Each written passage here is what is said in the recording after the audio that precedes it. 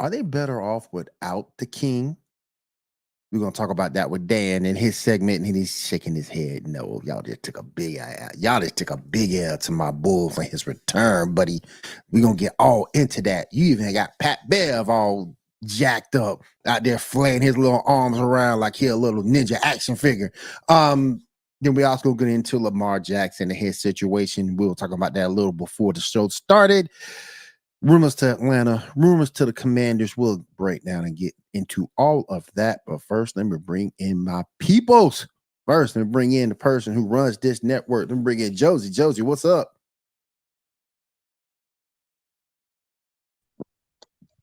What's up? I know you want drugs now. I know you want drugs now. Lamar ain't coming to the Texans. You can get that one up. They don't want no repeat. They don't want no repeat of massage therapists or nothing. That ain't gonna happen.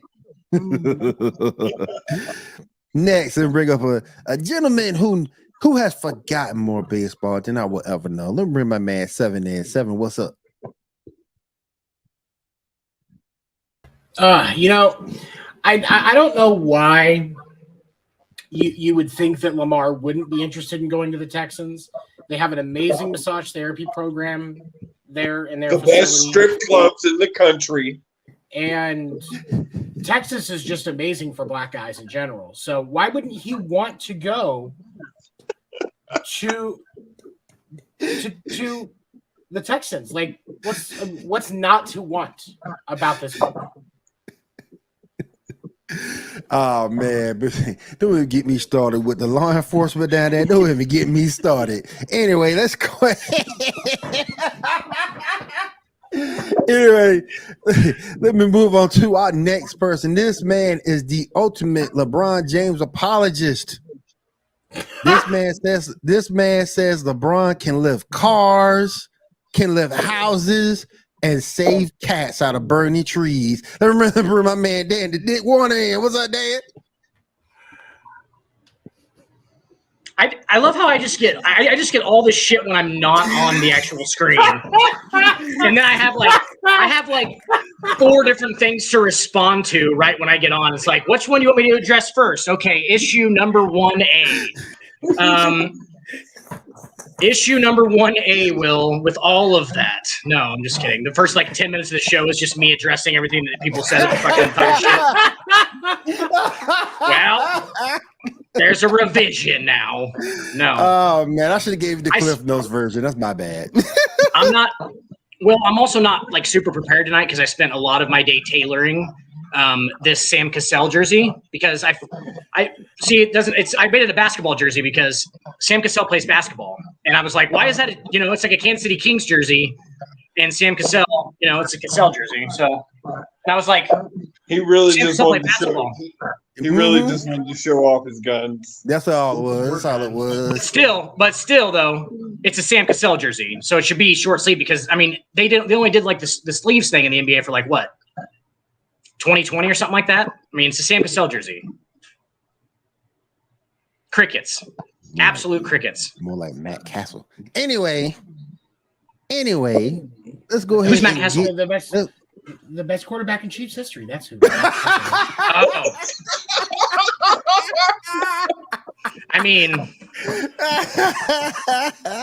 It's like Elvis Gerbach and then him, just a little bit underneath. Yep. Wouldn't that be close? That would be kind of close. Gerbach was better. Gerbach was way better than Matt Castle. Steve Bono. Oh snap! I forgot he played for him. Oh snap! What is it? Steve Bono? It was just one season, wasn't it? It was like one season. If we're just naming terrible quarterbacks, let's just go into David Carr. You got that played for the Chiefs. That wasn't. But I'm just saying terrible. But it wasn't David. But it wasn't David Carr fault. He didn't have a line though, for real. I just love the egregious.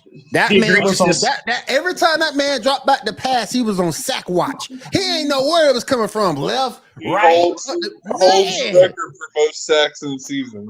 That's what I'm saying. No The line egregiousness whatsoever. of calling Matt Castle the greatest quarterback in Chiefs history when Montana and Mahomes have played for them is fantastic. I just think it's great. And Alex Smith. Like, and Alex Smith. I mean, Alex Smith's down there with Gerbach, though, probably. Oh, No, I would definitely put him. You guys are downgrading Gerbach. Elvis was a fucking good quarterback for a second. He was a good. he was, but I would put Alex Smith above Gerbach. I think so, He'd be too. number 4 because you Just above. Mahomes, Montana, Alex Smith, and Len Gerbach. Dawson. You got Len Dawson before Alex Smith. Len Dawson And 3, yeah. I would put Len Dawson at 2 or 3. Yeah, I think you can argue Len Dawson and Joe Montana. There can be some discussions there, but they're If you- 2 and 3. Like that's pretty interchangeable. I would Yeah. say. If you go just Chiefs careers, it's definitely Len Dawson, too. Yeah. Yeah, He started- absolutely. Yeah. If you, we're going body of Yeah. work of best quarterbacks that have played for him, period, then yeah, it's Montana. But like, Yeah. Jeff Vert, Kansas City. All right, let's go ahead and get started on the Lamar Jackson issues with the huddle. Let's go. Oh, that's me. It's not my fault this time.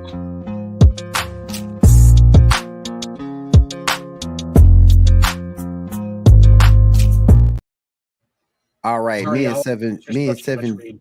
Don't me do and drugs. Seven got into this a little bit earlier today.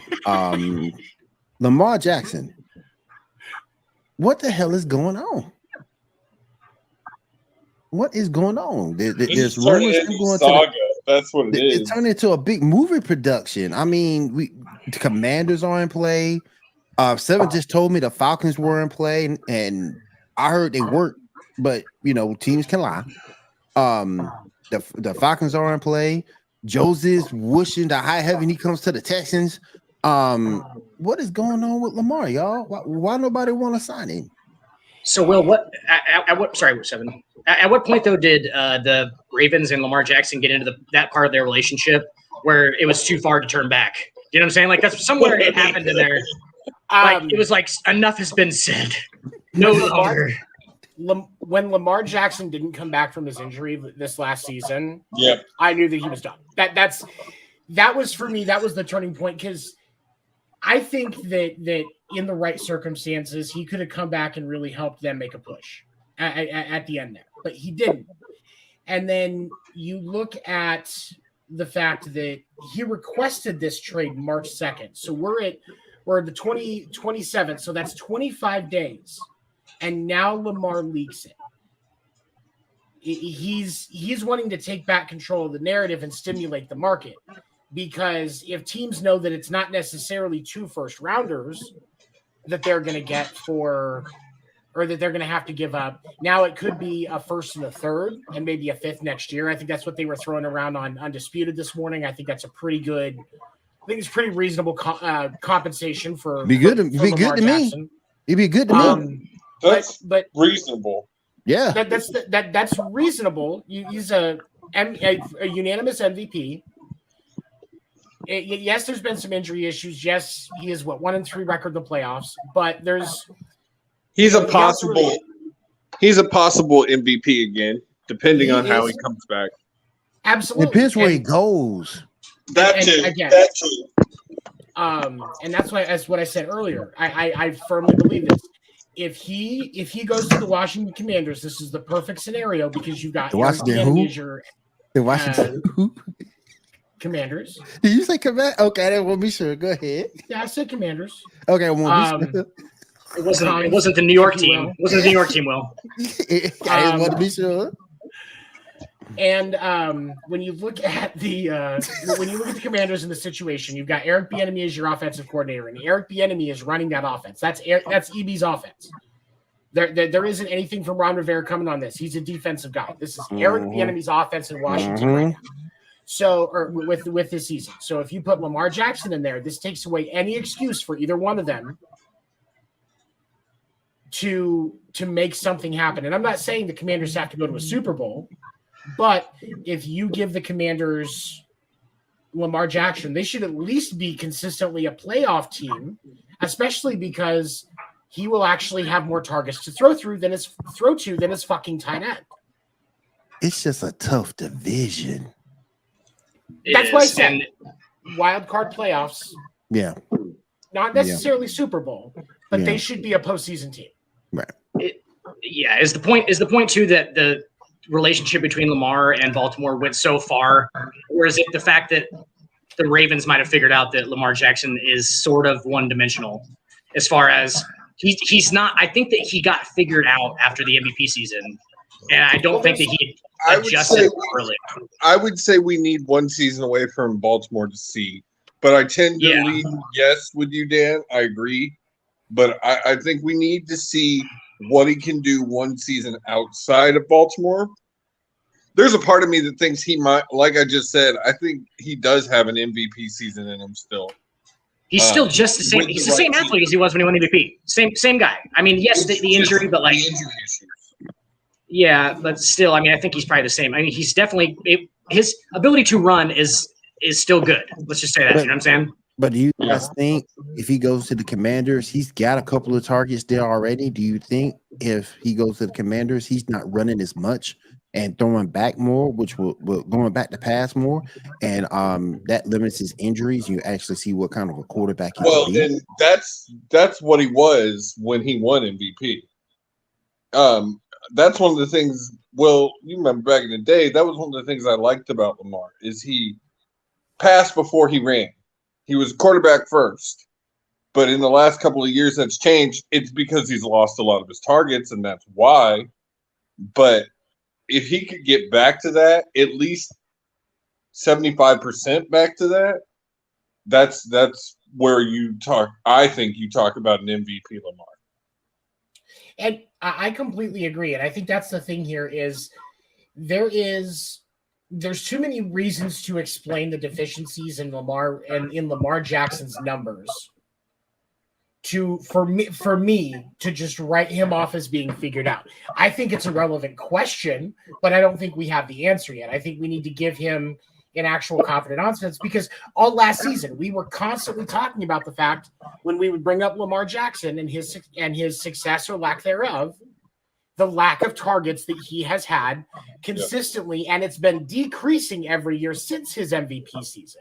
It's like they're getting rid of people so that they can pay Lamar, and now they don't want to pay Lamar because he wants more money guaranteed in his contract. You have to pay your quarterback. And it's like to me, it's like pretty much you Mark Andrews or bust. That's what he's Mark, doing right Mark now. Andrews or bust.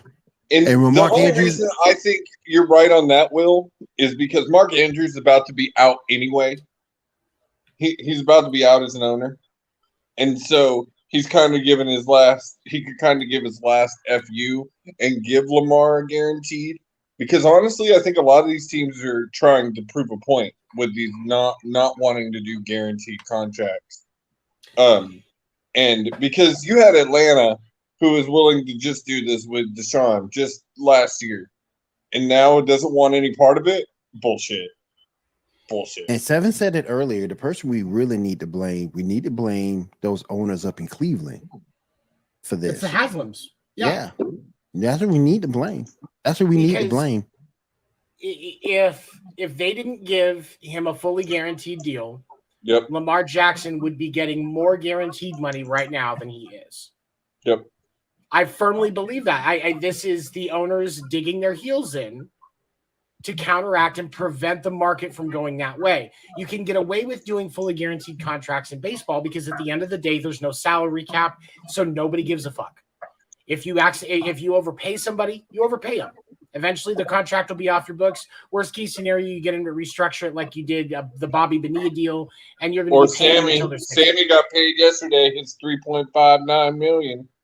Sammy, there's a couple of players from the A's in the 90s. Sammy Didn't Ken Griffey Griffey Jr. is about to Ken say Griffey Jr. is the fourth highest paid player on the Reds payroll this year. I'm sorry, and has that's not played what I with them was since thinking. It 2009. was Kitty. It was that's Ken crazy. Griffey. That's crazy. I thought I saw 6, but it might have been 4th. That's crazy. But yeah, he's making $3.59 million this season. This will be He ain't his played- last one now. He ain't played since 1998. Mhm. Just saying, that's ridiculous. That's ridiculous. I mean, Bonita will get paid until he's 65, or yeah. Dang, that's ridiculous too. But Washington might be the best stop. Maybe Atlanta. They're retooling their defense. Cordell Patterson is getting older. They're gonna need to do something to supplement their running game. So Atlanta might be a good spot. He'll be Michael Vick 2.0. Hopefully they do him in the fact they give him some better targets than what they gave Vick. I mean, gave Vick a tight end, one wide receiver, and then you gave him some running backs later on. You didn't really do a lot for Vick in terms of weapons, but hopefully they do different with Lamar if they do choose to go get him. I like those two landing spots.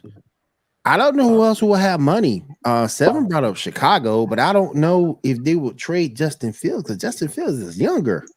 I don't think they're ready. I think they proved when trading the first overall pick that they are committed to Fields right now. I don't think they're willing to give up what they would need to give up. I think they're willing to give Fields at least another year.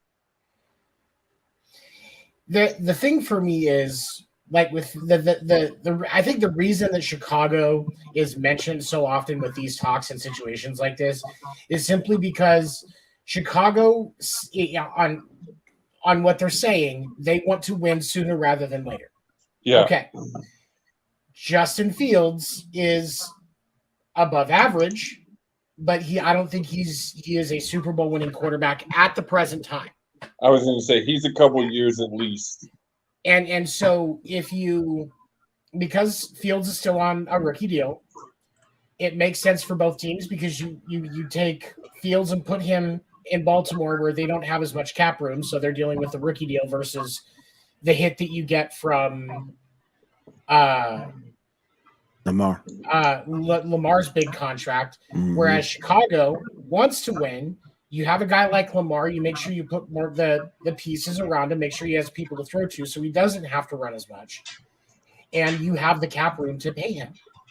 So I think the reason that's why Chicago keeps coming up. But I don't think they'll do it because they want to find a way to do it without paying a quarterback. They're going to pay some other positions for a minute because those contracts come off the books a lot quicker.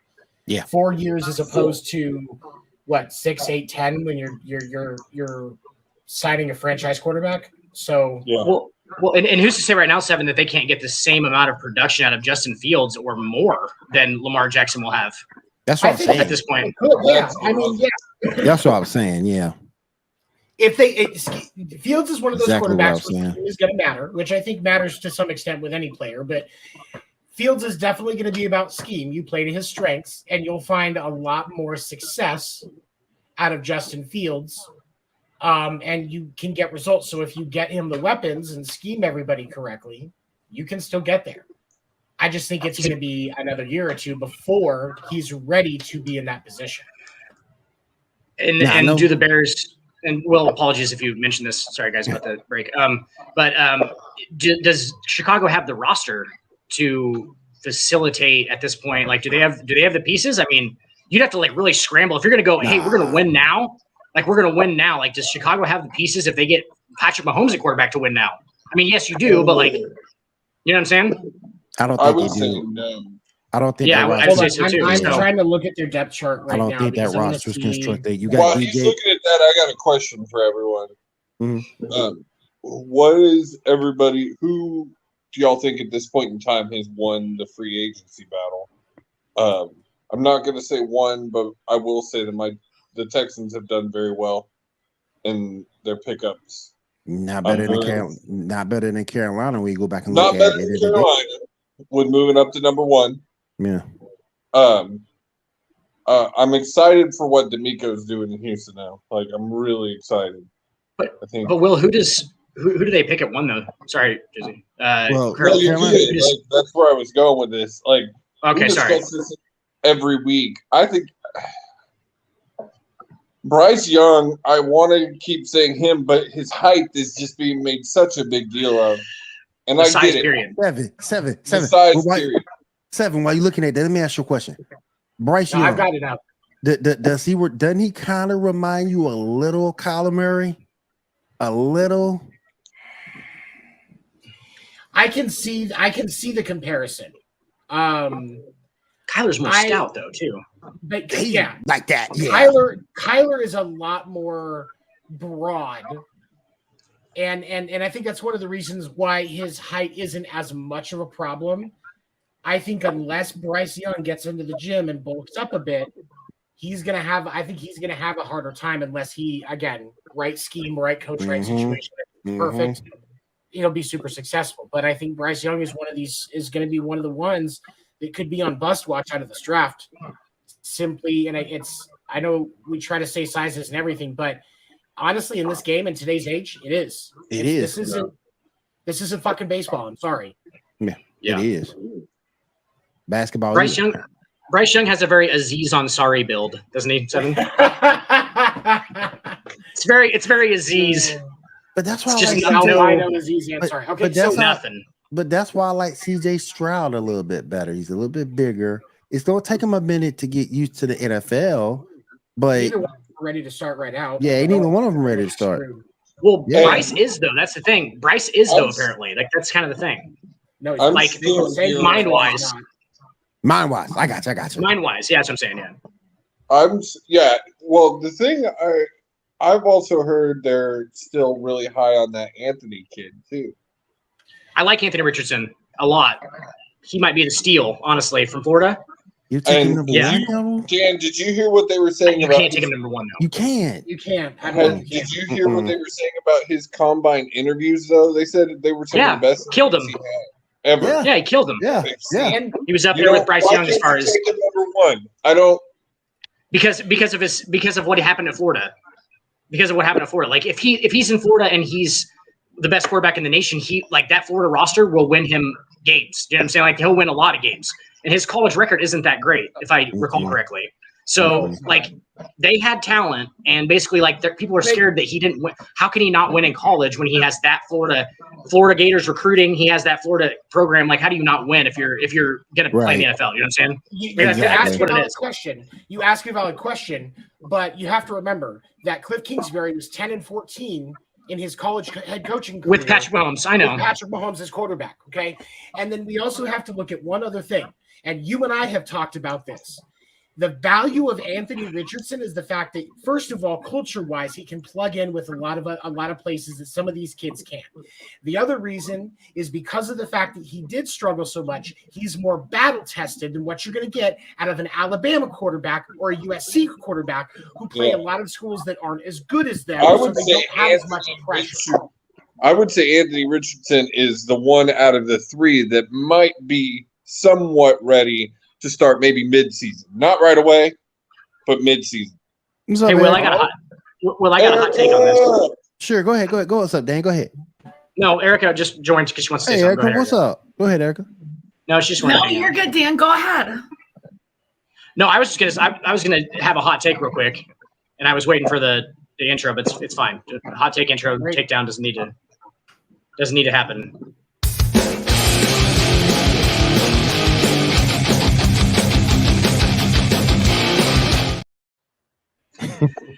If Anthony Richardson is white, Will, he is the number one pick in the NFL draft. Oh, I believe you.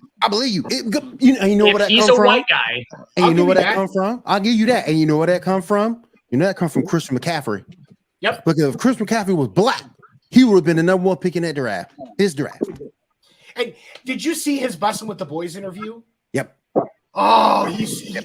man. What Yep. his McCaffrey? Hey, but yeah, for real though, so I good. do have something I want to say about Richardson. Richardson was Go an ahead. absolute beast, and I don't feel like he really got the coverage that he needed in Florida.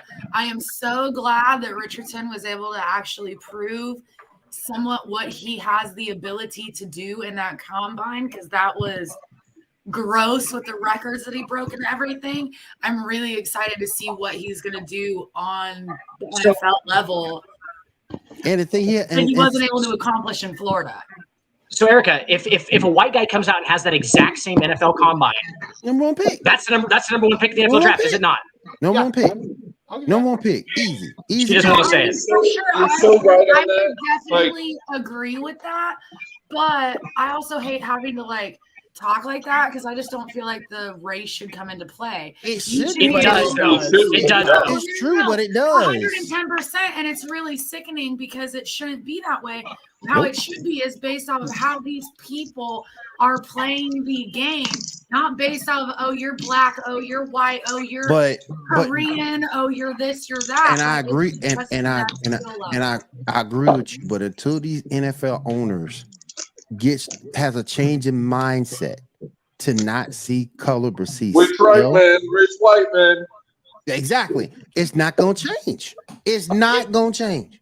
And But, here's the thing. Dan, you were so right on the Richardson thing. Like, if it's not, it wouldn't even like we wouldn't even be having a discussion with these three guys. He would be number It's- one. Number He's one, clear cut. Every pundit would be saying it. We'd be saying it. Everybody would You be saying change you change one thing in that entire equation, and that is the color of Anthony Richardson's skin, and he is Here's- the number one pick, undeniably. That's what they Here's traded the up to thing, get. though. yep. But here's the thing: you have to look at these teams that are higher up in the draft that may pick him. One of the things that these teams have to consider is the marketability of the player, and Yeah. how much harder of a time are you going to have in Houston to market another black quarterback versus a white quarterback?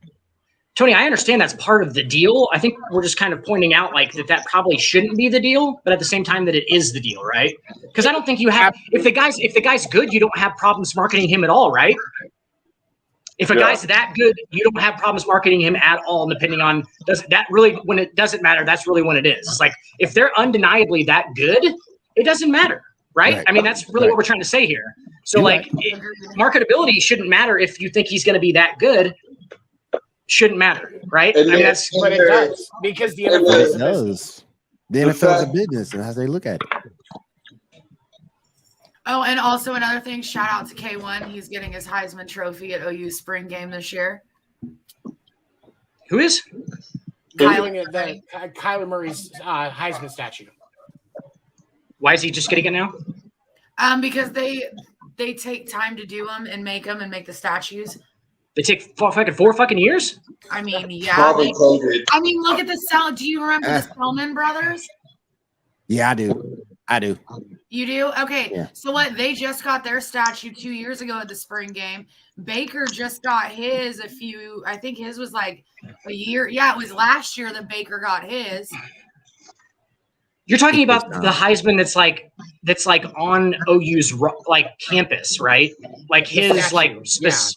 It's a Yeah. statue. No, okay, like- so we So have Kyler a got one, statue. We have a Yeah, statue. not the trophy, the statue on Yeah, campus. not the trophy. Yeah. They Sorry, make yeah. like an actual statue that they're putting outside of the stadium. So Baker has one, Barry Switzer has one, the Selman brothers have, and now Kyler is gonna have. And I Wow, think there's Baker? also another one I can't think off the top of my head. That's amazing. Yes, to me. Baker has one. Is no, it's wait, is Baker's like just a bronze of him planting the flag? Like, Yes, like that would be Iwo awesome. Jima statue? I am so disappointed that awesome. is not his statue. That would be so awesome. That would be so That was awesome. his statue. Oh, That would be so. That would be so awesome. So awesome. But I just think I want to see where Lamar ends up because where he ends up would be his telltale how he does. And he can be available up until week 10. Yes, Here's the he has thing, to sign the paper by week 10. and he has a lot of power there because if he doesn't sign, who's their backup quarterback right now? Chase Huntley? Is that who that is? No, the other dude. He just went to the Pro Bowl. I can't remember his name. Tyler Huntley. No, It might have been Tyler Huntley. Hold on. it might have been him. By the way, the wide receivers in Chicago, you're three. DJ Tyler Moore, Huntley. wide receivers, DJ Moore, Darnell Tyler Mooney, Huntley, DJ Moore, and- Chris Claypool, Chase Claypool, It's Tyler Huntley. and then Cole Kmet is your tight end. tight end. So there's some weapons there. They're gonna Got do Dante Foreman as your He's going to Number be a one running lead back. back. Yeah, because David Montgomery Don't go gone. to Atlanta. Where is? Hey, Erica, real quick. Who's that Oklahoma quarterback in like this was it 80s? He was really good. Fuck. That's so much to Yep. go on. The I was gonna say 80s, that the is 80s, so much to go on. It is an Tyler Oklahoma Huntley. fan from a quarterback for Oklahoma from the 80s. There was a That's really good one, like really in the 70s or 80s. Like there was only one good one, pretty much. It was Tyler. It is Tyler Huntley that's their backup. And he's You're not. Pro Bowl. You're not competitive. You're No, not competitive no. as the Ravens No. with Tyler Huntley in that offense No. because No. Tyler Huntley Because can't run like he's a- black 7. No, because he's not that good. I'm kidding, dude. It was a joke. It was a joke. Kidding. He's not that good. He So went No, to 'cause the he's Pro not Bowl good. he went to the Pro Bowl for injury's sake. He didn't go Hey, because his. Will, let's not act like Seven hasn't had some racial disputes on the show, okay? Before it was, He has. He Okay. has. Yes. let's not yes. saying his track record isn't real great for this kind of stuff, okay? So I have to question all of it. Oh my god! And your boy Josie's guy, Brock Purdy. They came and talked about him to the media the other day, and the 49ers are saying he's earned the starting quarterback role. So maybe your boy does end up getting traded. Trey Lance. Yep, maybe he does. I end up think getting Trey traded. Lance is out of there, honestly. Hey, Dan, I are you think- talking about J.C. Watts? Yes. Damn. Yep. Look at I was that. just trying to look it up. I went to high school and middle school with his son, and he actually ended up running for senator in Oklahoma. Oh, that's See, there what's you up. go. That's who I'm talking about. Like he was That's like what's the up. dude in the 80s for Oklahoma, man. Yeah, That's he what's was. up. There Yeah, was there was a few quarterbacks that we had. We had Jack Mildren, Steve Davis, Thomas Lott, J.C. Watts, and It was Jamel definitely- Holloway. Jamel Holloway was another one, yeah, but like it was definitely JC Watson one I was thinking of. Like he was the best one out of those for sure, right? I mean, yeah, he was pretty good. But But Will, But- back to what you were Sorry, saying. that's random. Purdy has earned a season. One. My question on top of that is, does that to y'all mean where they're willing to trade Trey Lance, Garoppolo's already gone? Does that mean Purdy's ready to start at week 1? they already said he's Yeah. going to start week I one. hope They so. already Everybody's seen gonna it. start week 1. Mhm, they For already seen Purdy, it start week I one. really Mhm. hope Purdy does because I agree with you, Josie. Purdy really showed himself this year, and I really feel like if he would not have gotten injured, they would have been in that end game. They On would have- McAfee this week, they said that, or no, it wasn't on McAfee. I was listening to the New Heights podcast, and they were talking about how they should have put a reel together of Purdy just standing in the background in a lot of the scenes last year, and just how amazing that it is that he went on to do what he did this season, and it will probably never be repeated. I mean, but if you look at it, He is had it- an amazing line. is it He amazing line, an amazing he had the defense, number 1 defense in the league, and, uh, and one of the best receivers in the game. and an amazing, and probably the best tight end in the league right now, or one of. Ooh, no. Ooh. I'm not Yeah. putting him up But, that Back far. up. I'm not putting him that far up there. Kittle? I love Kittle, but no, he's No, not. He's 3 or no, 4. no, 3 or no, 4. no. It's and the thing for me with Brock Purdy, he has earned his position to start. And yes, he went into a great situation, but guess what? They haven't lost a lot of pieces. That is That's still a true. great fucking situation. If anything, they've added pieces to that team. If And just anything, think The only about thing the they've benefit- lost is assistant coach of the year in D'Amico Ryan. That's the biggest Right. loss that they've taken. and he's a defensive coach, so that Yeah. that has That doesn't that really does- affect Brock. that's not going to have much of an effect on Brock Purdy. I like the fact that they're already stating that they're behind him. But the problem with doing that is by stating it, you're pulling the value down on Trey Lance. Now Yes. he's on a rookie deal too, so you don't have to trade him. You can just let him develop. And if Brock goes down, then you put Trey in, and you have a starting quality quarterback that has had time to develop and heal. and he's not as much of an injury risk if he was going right back in after recovering from injury. So that's a good situation for Brock Purdy in San Francisco. If you're the 49ers right now too, don't you act like Purdy and Trey Lance are like in competition for the starting job? Like you're like, well, I don't know. We've been seeing a lot out of Trey Lance. Like I'd be like, yeah, that's how even you if you have Purdy already scheduled. That's how you build both of them up. Yeah, that's how you build both of them up. Mm-hmm. Like, well, you could tear down Purdy a little bit by saying that in public, but like then you just go to him and go, just kidding. Like you're obviously the starter. Like we're just trying to get trade value. Like just be honest with him. Hey, I got a question for you, Dan. What's up? Where's George Kittle from? George Kittle from like originally or the college? Yeah, Will knows the answer. He's shaking his head. I know. He's from somewhere in Oklahoma, I'm assuming. He's from Norman, Oklahoma, sir. I went to high school with him. And he didn't go to Oklahoma. That says a lot. No, actually, hey, I will agree with you on that. I literally will agree with you on that because that is something that I feel like Oklahoma has really made some like errors with is that we've actually had a lot of homegrown that we could have picked up and we never picked up homegrown. The only homegrown, which we've picked up more than just him, but really the only homegrown that we've really had on that team, I'll let you guys take a wild guess. Which one? Of like all time? Kyler, Baker. No, they're both from Texas. Kyler's from Texas. Yeah, it was Texas. Yeah, no. I was going to say UT's real bad about that too. They don't take a lot of homegrown either. Yeah, they don't. Texas players will come to Oklahoma, and Oklahoma will go to Texas a lot of the time. Guys, and those schools' defenses, though, when you're 18 years old and you're going to be a football star, you don't want to hang out around where you hung out at. Lived your entire life. So that's, I mean, a lot of it. And on the pro side, the New Orleans Saints are really bad about getting players from LSU. Really bad about it. Really bad about it. Man, why do we got to talk about Little Slow University? Come on, man. That's a little bit different, though. That's a little bit different. Hey, I'm just Little Slow. I'm just saying, one of the best college football championship teams of all time. Dan to laugh on that one. One of the best college football teams that won a championship. One of the best, not the best, but one of the best. To finish off on the Purdy discussion, I think also if you put them in competition, you possibly bring more of that dog out of Purdy. But that's the thing see his fighting spirit. You're not doing a competition internally. It's not actually a competition. You're making it publicly look like a competition. Yes, but Josie's all over Brock Purdy. With Brock, saying, "Hey, Brock, you're the starter. We're just trying to make sure we can get more than a third round or fourth round pick for fucking Trey Lance. We're gonna get guys to help you with what we're doing. So, like, just trust us." There's three things about Brock Purdy.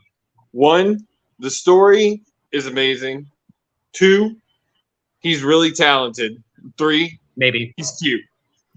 4. There you go. See, that's actually what it was. That's actually what it was. We put a lot of emphasis on the third one there. Okay, and what? Okay, and on number 3. Fuck you. Yes, crickets. Will, we talk about your Asian women a lot on this show, so maybe that Josie could have his time. Yeah. Okay. Yeah. Josie can have it. I mean, I'm just saying. Josie's had the time talking about Daddy Kelsey. Okay. I mean, there you go. The actual best tight end in the NFL. He is the best tight end in the NFL. Ron Kelsey. You talking about his brother? Oh. I think his brother's cuter, but that's just me. Interesting, because he's a bear. I just like. It's the dad bod. Yes, dad bod. Thank you. It's the dad bod. Of course, Josie, you're another woman with daddy issues. Oh, no, and the winner converted. is Daddy issues. To anybody who watches this show knows me, that's no fucking surprise. And the winner is. Oh my gosh. Oh my gosh. Damn. We're wilding out tonight. I don't. Just crickets. It's crickets. It's crickets. But I think that's time to talk about Jason Kelsey. But let's go ahead and move on to best center of all time. There There you go, all time That of don't all even- time. Josie, you just wish he was bending over in front of you. Right. He wants to take the shotgun snap, or not the shotgun He's like, snap, no. the under the center. Kelsey's like, no, I'll be Kelsey center. I'll snap my balls to him. Absolutely. Hey, but let's go ahead and move on into Dan's segment, the hardwood. Good God. we gonna address that fucking LeBron shit that you said earlier? That's why I want to move into the hardwood. That's why I want to move into the hardwood. That's what I'm saying. Are we moving there because of that? We're moving there because of that. Yes. Good fucking God. I'm an apologist, apparently. You're I'm an apologist. The LeBron James apologist. You hadn't even said anything yet. You're an I apologist. don't even like actually apologize for LeBron. I just talk him up a bunch. I'm like, yeah, he says some stupid shit. He says some stupid political shit. Sometimes he puts his foot in his mouth. Duh. Like, what? Oh, Like- man. Oh, man. Shut up and dribble. Oh, I forgot about that. I forgot Shut up and about dribble. that. Oh, my God. Let's go ahead and get into it, y'all.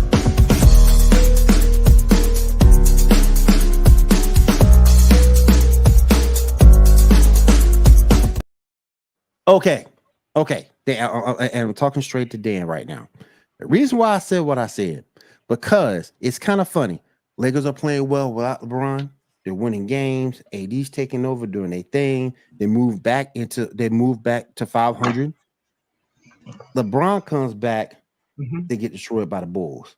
You got little Pat Bev, and y'all know I can't stand Pat Bev. I hate Pat Bev. I did flaming his arms like he playing defense, trying to do something. I did talking about LeBron too small. But my point is, why do the Lakers lose more with LeBron is on the floor? I've addressed this. Dan, can I say one thing here before you do? Just real Yeah. quick. Sure. I think it's more getting back into the flow of having LeBron on the floor. But Sort of exactly what I was going to say, basically. Okay, so LeBron has that loosey-goosey veteran regular season attitude where he doesn't really like he literally knows that they're gonna make the playoffs, and guess what, they're gonna make the playoffs. So he knows these things, and if he knows they're already going to be a lower seed, he's basically like his he's reserving. impact on the rest of the team is bad on the floor too, because they don't really know what's going on. They don't have an identity when LeBron James is on the floor in the regular season. Okay, Will, you would agree with that, right? Okay. They don't have an It's identity. Viable. Okay, so but in the playoffs, it becomes a completely different thing. The style of play actually changes if you watch it enough. It changes quite a bit, actually. Yes. And LeBron James knows exactly what that playoff style of fucking play is. So they're going to be way better in the playoffs with LeBron. I would say for right now, yes, Will, they are a better team without LeBron James right now in the regular season as the Lakers and him being 39 years old. Yes, they are a better team without LeBron James. Because that's them, Anthony Davis's team. And when Anthony Davis knows it's his team, he can go 500 with the best of them. All right? We saw it in New Orleans. We saw it in New Orleans. Yeah. And he can carry you. He's talented enough to carry you to 500, which is saying a lot. He's not a talent enough to get you past 500 and past first round playoffs. Yes and no, because I mean, no one guy in the NBA right now can actually take a team in anywhere in the playoffs. No one guy. Okay, the closest thing to it's probably Giannis because he doesn't really have that much help. But like, there's no one guy that can really do that on a year-to-year basis. So like, in Anthony Davis's defense, I guess not a lot of guys can do that. Like, yes, he needs help, but like in the regular season right now, like how their team psyche and everything works, absolutely they're better. And like they probably should just stay without him the rest of the regular season. But then it looks way too much like the thing I've been saying also, that he wasn't really hurt, that he's just resting. And they're keeping him off the floor to stay 500 because they know that Anthony Davis makes them 500 by himself. But then what's going to happen is in the playoffs, guaranteed they're going to fucking lose a playoff series because Anthony Davis disappears because he thinks it's LeBron James' team. He really, really does. He really does. And he's never going to change that mindset. It's never going to change. Yeah. Like, that's just what it is. When they won the title, it solidified it. It just went, yep, Anthony Davis, if LeBron James is on this team, it is his team, not yours. Never going to be yours if he's on the floor. And like, That's true. that's basically what's happening right now. Like, that's why they're better, yes. But like in the playoffs, they're not. Well, I think it's kind of. Go ahead. Go ahead, Simon. Go ahead. You get it. What I was going to say was I think that you're right, but I think it actually but my question would be with this is this kind of, because like we saw this on the Lakers with Shaq and Kobe. Kobe wasn't truly able to be Kobe until Shaq was gone. So are we going to see that AD can't truly be AD until LeBron's just not on the team anymore? Yes, basically what I'm saying. Is that really where it's right at down right that now alley with the Lakers?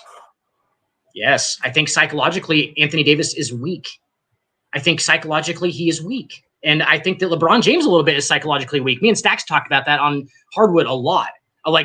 That's the only hit against LeBron James. That's the GOAT hit against him, is that mentally he's not at that level. He's just not on the killer level mentally. And we conceded that fact. We just straight said, yes, we see it. Like Jordan had the killer mentality. Jordan willed his way to wins. LeBron talents his way to wins, which is fucking crazy. He doesn't really will them very much. Like he will talents them, like, but not with his psyche. It's more of just his actual play. But like, yeah, but he's just not there psychologically. I don't think Anthony Davis is either. You know what I'm saying? Like, so it's, you're probably right, Seven. Like he's probably going to have to like not be on the team. Like when he gets either traded to go play with Bronny or what the fuck ever he's doing. Like what the fuck ever. The GM wants to do. It looks something weird. On how that's going to work. He'll start his own franchise. He'll just start his own team. Well, doesn't Bronny, the isn't Akron, the rule that Bronny has to go the Akron Battlehawks. The Akron Airheads. The Akron Airheads. Dan, isn't there a rule now that Bronny has to spend some time in college? Yeah, there's a 1 year. It's an age thing, not a college thing. Not a college. 19. You got to do at least 1 year. You got to do at least 1 year. Yeah. That's weird. They didn't have that one. And they didn't have that with Kevin. Kobe came out. Yep. KG. Also, Moses Malone, which I didn't know about for a long time. I thought KG was like the first one to go straight from high school. And it's actually, there's a couple of guys before that. Yeah. But you know Moses was going to be the truth. You knew that. So, who? You knew Moses Malone was going to be the truth. You knew that. I think here's a hot take for you, Will. I think Moses Malone is better than Carl. As a player.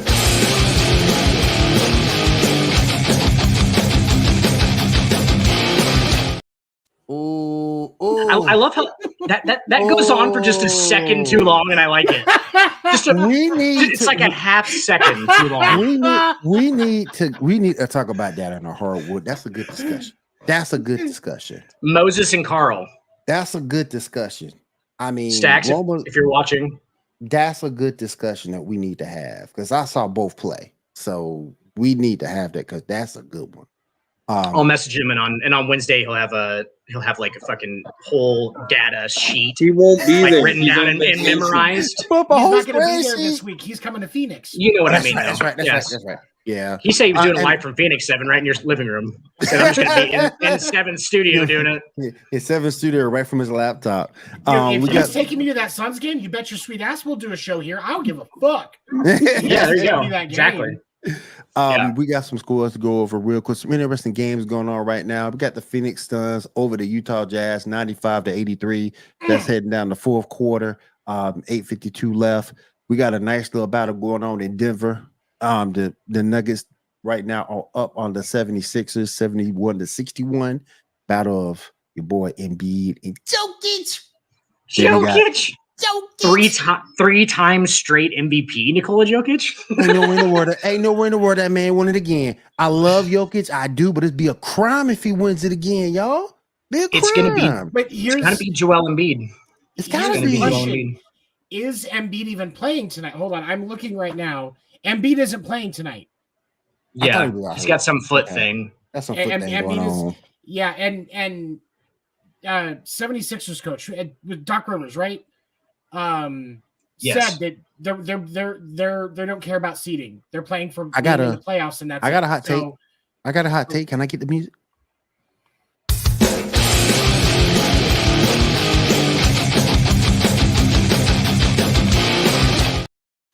Doc Rivers is the most overrated coach ever. Ever. Yes. Ever.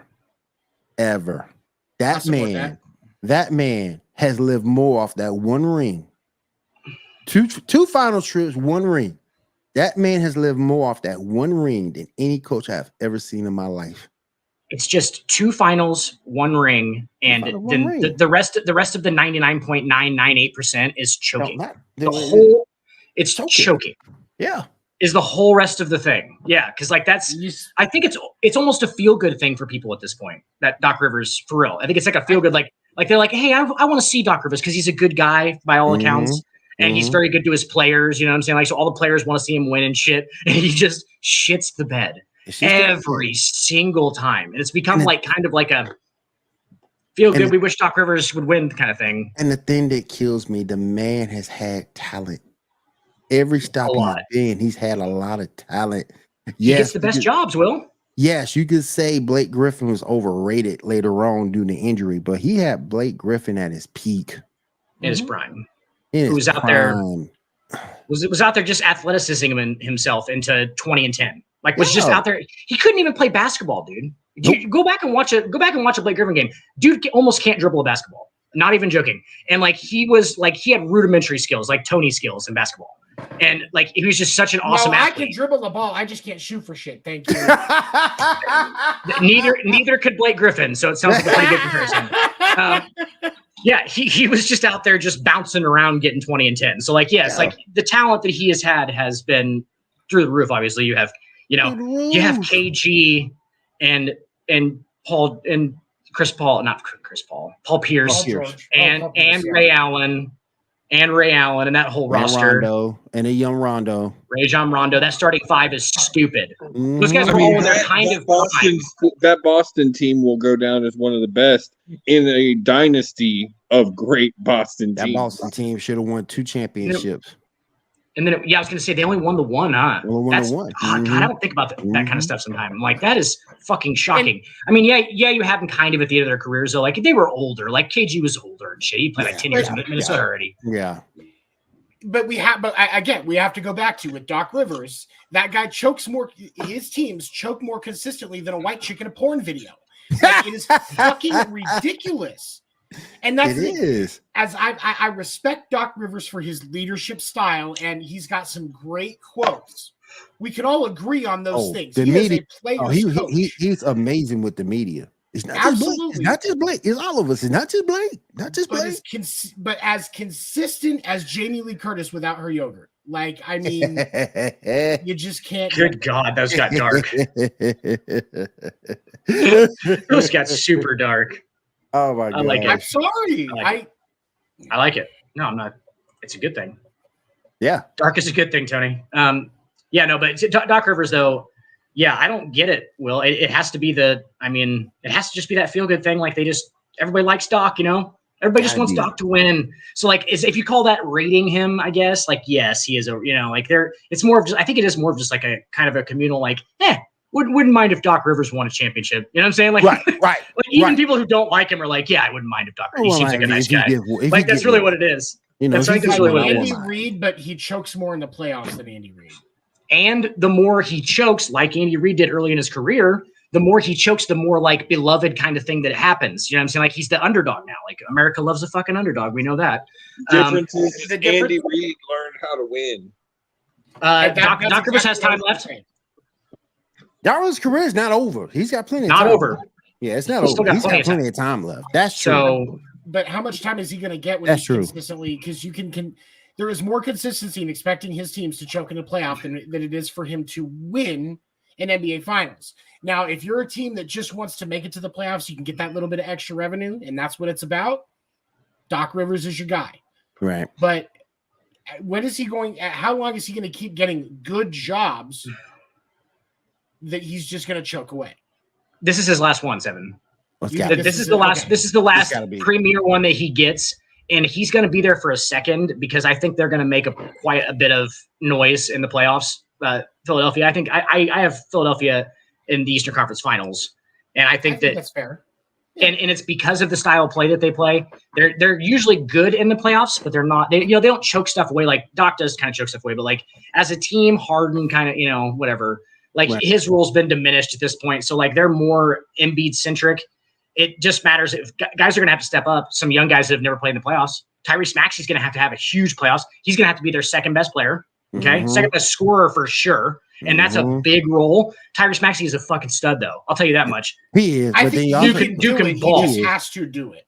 But then you also have to hope Honey Bun Harden don't get hurt. What was the other one from last Honey week? Bun Harden. So- Honey Bun Honey Harden. Bun Harden. Harden. It's so You good. gotta hope he don't get hurt. Honey gotta- barbecued Harden. Because if he get hurt, the whole thing goes to shit. And I don't know because I don't know because if it wasn't Joel Embiid on that team as well, outside of Harden for your big face, I would agree with you.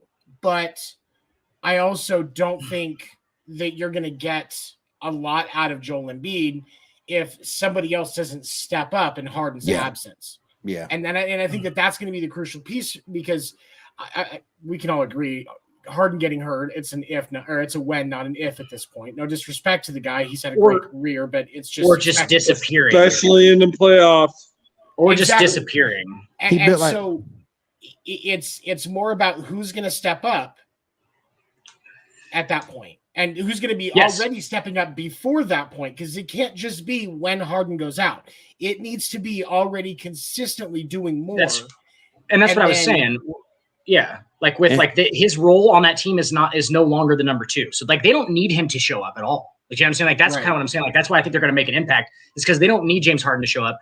Tyrese Maxey's already established himself as the second best scorer on that team. It's just, can he do it in the playoffs? Who knows? Tobias Harris is a stud third. If you have Tobias Harris as your third scorer, that's fucking playoff wins, bro. That's a playoff win roster because Joel Embiid is going to control tempo of games, which the playoff is huge about tempo of game. Like how fast do they go up and down the floor? Golden State's going to fucking whoop up on anybody. If you're trying to go fucking basket for basket with them, they're going to fucking slaughter you. You have to slow them down. Like they have a pace statistic now, which is used pretty widely. And it's like a big thing because like it shows who wins and shit. Like it's literally like, it's very telling to like who wins in what situation. So Philly, I mean, also it's a good thing Houston is in the playoffs because if fucking Harden's got to go back to Houston, those strippers are not going to let him go back before 3 a.m. You know what I'm saying? Especially on those playoff nights, those strippers are going to keep James addition. You know what I'm talking about? He's going to get a lot of assists. Maybe that's why we're actually getting something out of Harden, because you can't tell me there's great strippers in Philly. Only thing good in Philly is cheesesteak. Like, and people keep asking in me the monuments. And people keep asking me why I call him Honey Bun Harden, because he built like a honey bun. He is. He's a Gumby. He's a Gumby. He's very like Gumby-ish. You're a pro athlete, dude. Get it together. He's built like he knows what his favorite numbers are when the ice cream truck comes through his neighborhood. He didn't even have to look at the menu. He just goes, "Give me number 2. He already know. Give me number 6. Give me number 8. Guys, number 4. Guys, just to preface this, because I think it's understood between us three, but it's not with everybody else. We're talking about him as a professional athlete in shape, okay? Right. Like compared to other professional athletes, okay? Because James Harden would smoke in a half all 3 of us in any kind of physical activity at this point. Like probably in a 3-on-1, he would still smoke us. He would beat us. Yes, we would be like fouling him. Head start. And with one of us subbing in. 3-on-1 though, I think us 3 could probably beat Harden because he's one guy. Like if you've ever played a 3-on-1 fucking basketball game, goddamn near impossible to win. It is almost impossible to win. Like he would just block us, but like you can't goaltend every time. Tell you what. We'll give Harden a little bit of a handicap. I'll be on Harden's team, and it's 2-on-2. Me and Harden versus you two. That way I can finally win a basketball game. You guys are gonna fuck us up. Tony, you're gonna be wide open. The whole game. You're going to be wide open. The whole game. We also double coverage. We also may have history in the making tonight. It looks like the Kings are looking to clinch their first playoff berth since 2006. Right now, I'm ready to say the Kings are kind of legit. Yeah, me too. Right now, they're losing to the Timberwolves 53-49, but they're at home, so they could do a comeback. My Bulls are leading the Clippers. Paul George less Clippers. Real quick, I'm just going to address. Tony just legitimized the Sacramento Kings. We might have to. Mike Brown's playing his ass for making the playoffs. Mike Brown, the coach. I just talked about. Mike Brown's doing a great job. I'm not saying they're finals contender, but they're a legitimate team, legitimate playoff team. We have to give them that at this point. Yes. Well, duh, because they made the playoffs, so it's factual, right? I mean, they're but, looking like- to clinch their first playoff berth But tonight. Maybe- it's not maybe like we they have different stumbled into definitions the of- playoffs. But this is they the did thing. kind of. It's no, they're winning games. They're third place in the West The right Golden now. State Warriors are stumbling into the playoffs with the worst road record in the NBA. And Los Angeles Lakers are stumbling in the playoffs. And right? look at the Kings, 45 and 29, third place in the West. They're doing it. It's That's- guys. I mean, They're a legitimate playoff team. That's what I mean. the regular They may season lose. though. They may lose in the second round, but They the may point be your is, first or second round exit. they're getting there since 2006. Yes. So for the first time since 2006. Mm-hmm. That's what I'm saying. Like maybe we have different definitions of what legitimate is. That's why I addressed the thing. But like legitimize them would be like their top, they're championship contenders. Oh no. Okay, That's that's all I'm I'm thinking not ready about. to say that. I don't think they no. They're They're still a young legitimate team. playoff team. They're still a Legitimate young That's why team. I playoff said team. that. And again, I Yeah. said kind of legit. I'm not saying that these guys are going to be in the conference finals. Formidable as an NBA Yeah, team, because they yeah. haven't been Yeah. before. Okay, Yeah. I get it. Yeah, okay. Yeah. I mean, They're they're 45 actually and 29. They're 45 Yes. and 29. Their record's better than the Suns, the Clippers, the Warriors, the Timberwolves, and the Pelicans. That starting five with De'Aaron That's Fox sick. and That thing's DeMontis sick. Sabonis, That's and sick. yes, and now they have, who was it? I was looking at their starting five the other day, but I was like impressed by it. There was only one dude who I was like, probably a bench player, but like all five of those guys kind of start on any team at that point, like that, and that's like you have a legitimate roster. Like their players are good. It's just they've never been there before. They're young, like real young. Oh, really young. De'Aaron Fox is their vet. De'Aaron Fox is like 23 years old. So And next year or the following season, they can, if they stay consistent, then we're going to be starting to talk about them being a finals contender team, or at least a conference final contending team.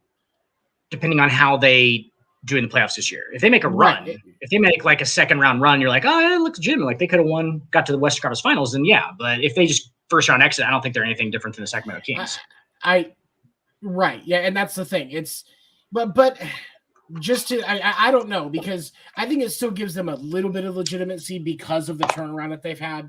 Because they also, I don't think the record was even above 500 the last 2 years.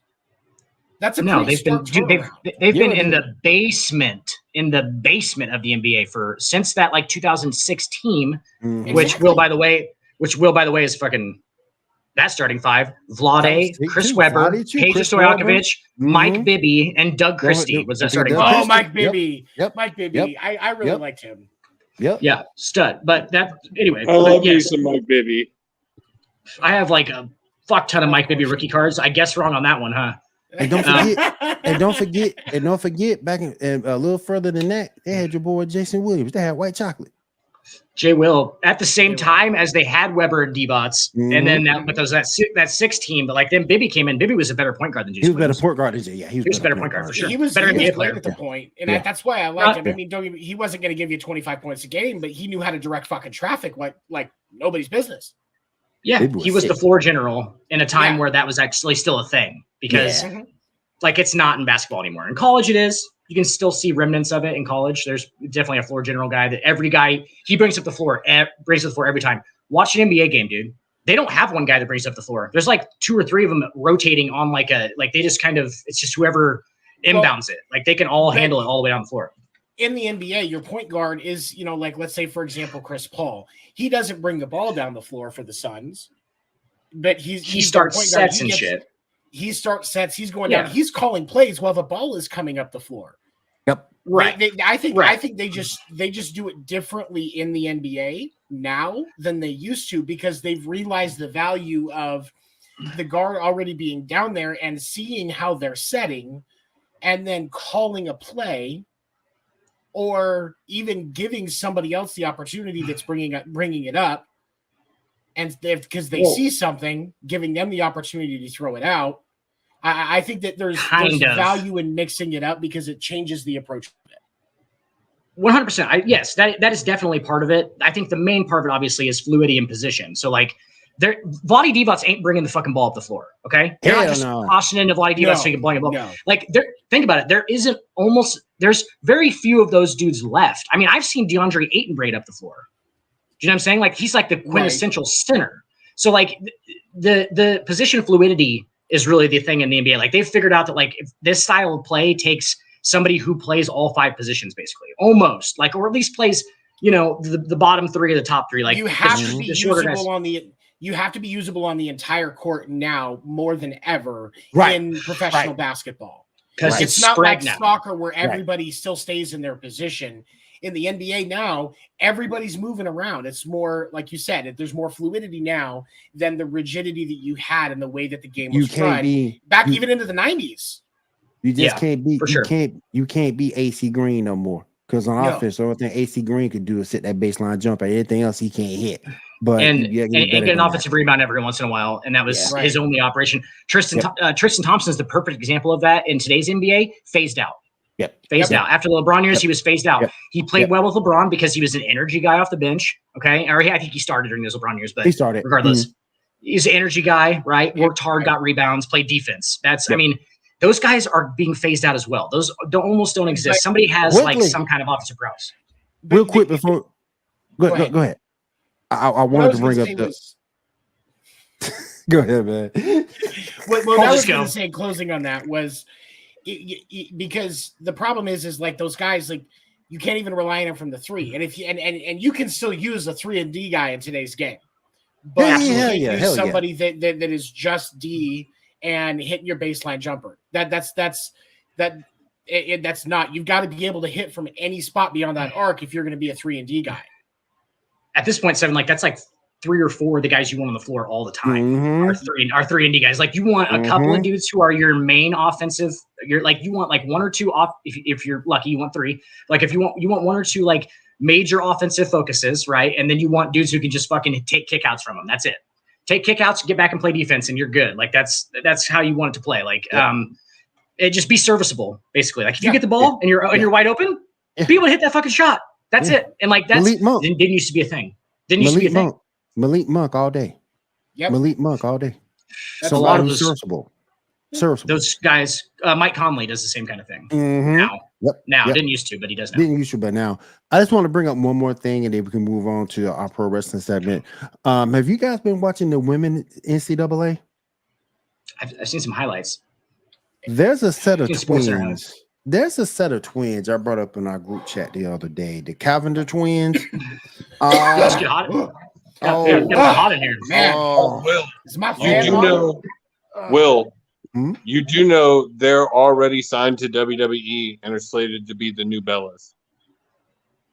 damn. Yep. Well, they bad There's a enough to big- be. They're bad enough there's to a- be the new Bellas. Big development. They're bad enough to be the They new signed Perfect segue. NIL deals. But, yeah. Back, But if they you were go one back, of the first ones to sign them.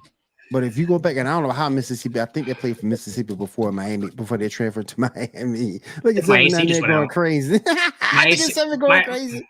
My AC just went out, I think. But A they little are steamy in bad. here. But they are bad, and not only are they bad, How tall are they? They can go on the basketball court too.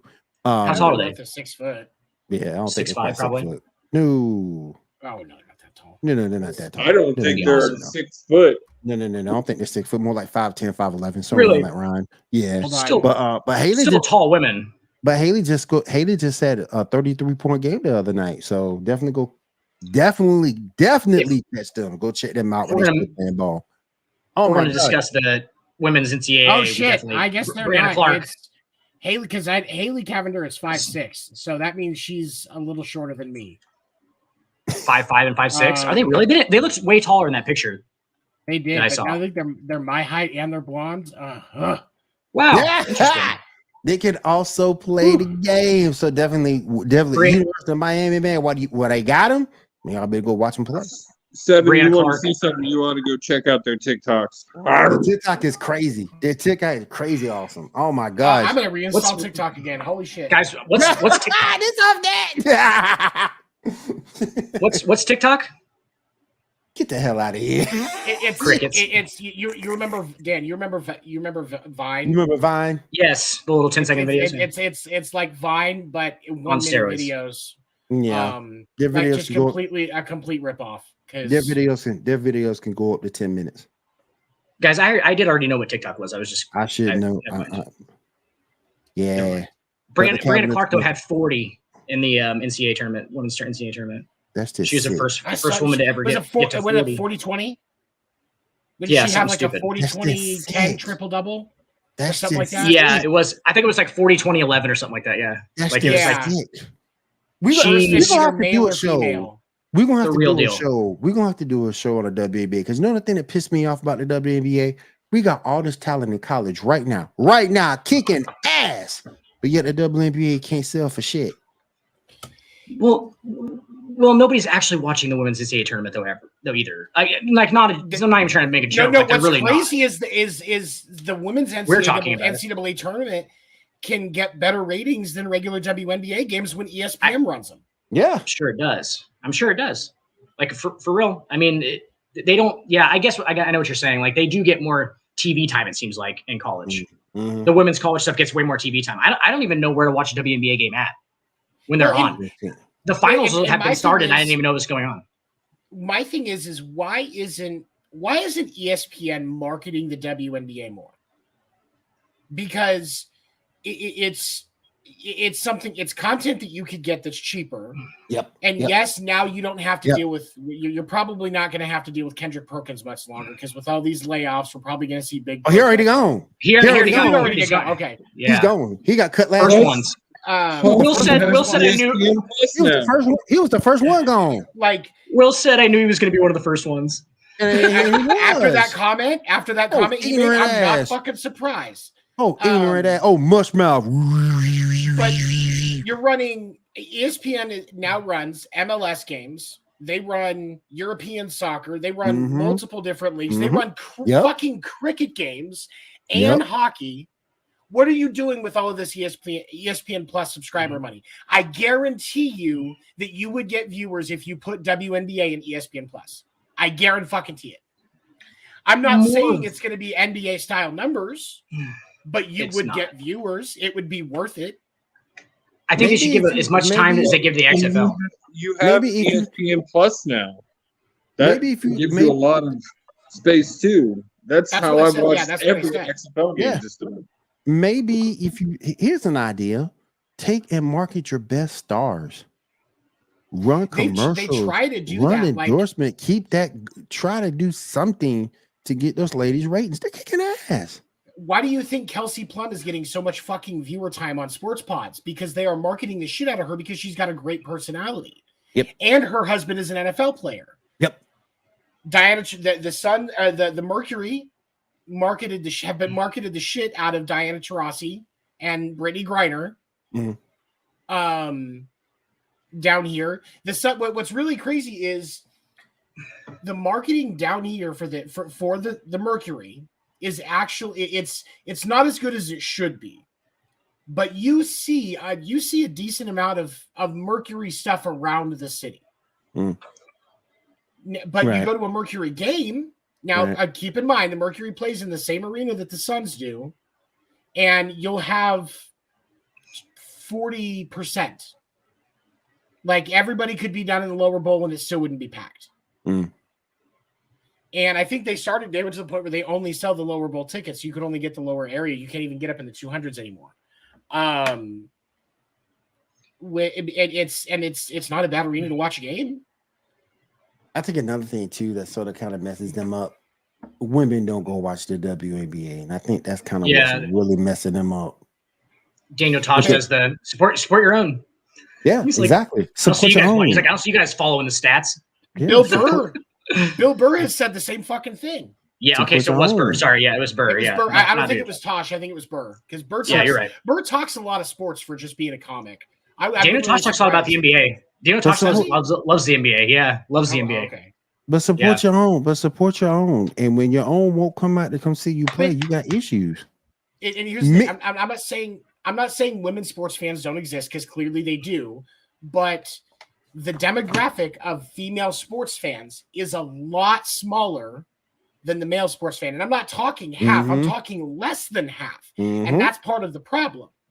And so, yes, women should be supporting the WNBA because I know there's a lot of female sports fans that I know that don't support the NBA and they like basketball. It's like, why aren't you? They don't like the game. And so it comes back to something that Dan and I have talked about at length, including on After Dark. Thursdays, 10/9 Central. All of the uproar that came out when there was a suggestion. I can't remember the personality that threw it out, or maybe it was Barkley, wasn't it, that threw out about dropping the rim by a foot? I think it was Charles. It was all of that crew. I think it was that crew. Chuck, maybe even Shaq was in on it, and there was women that were offended. No, the reason why the women's game is not as attractive to basketball watchers as the men's game is because you get a lot more physicality, you get a lot more dunking, the energy. If you drop that rim down by a foot, you are inserting that in. And yes, women are getting taller. But evolution takes time. We're probably 75 years from being able to have an entire women's basketball league full of women that are north of 6'3". I'd say it's going to take time. A couple thousand years, maybe. 75 to 100 years at a minimum. So let's make the game marketable now. Yes, we can take the height up later, but it's not an insult. It's to bring the energy to the women's game that is going to make it the marketable product so that they're not being subsidized by the men's game and they can start to make some actual fucking money. Right. Right. That's And while I know that rim height is like a very staple part of what basketball is as a sport, like I get it, like it's 10 feet. Everybody knows it's 10 feet. You know what I'm saying? Like that's a pretty staple thing to change about the game. But like, why is it that much different than making other rule changes that they've already made to make it more entertaining? You know what I'm saying? Like, I don't think it should be like an offensive thing. It should be like just like any other rule change. Like, it's so offensive because it's like, oh, well, now you guys are changing like the main parameters of the game, like almost like changing football to flag football. You know what I'm saying? Like, that's why it's probably more offensive, because I think it's a bigger deal as far as like to them, especially like to the women. They're almost like, hey, it's a slap in the face because you're changing the fundamentals of the game for us. Does that make sense? Right. And you're right. The problem is, though, because of the fact you have high school and college rims for women's basketball at 10 feet, in order for them to change it at the pro level, they would have to get every high school in the country and every college in the country to drop that women's rim 1 foot. Yes, you said it better. You said it better than me, Seven. That's exactly what I'm trying to say. You said it better than me, though.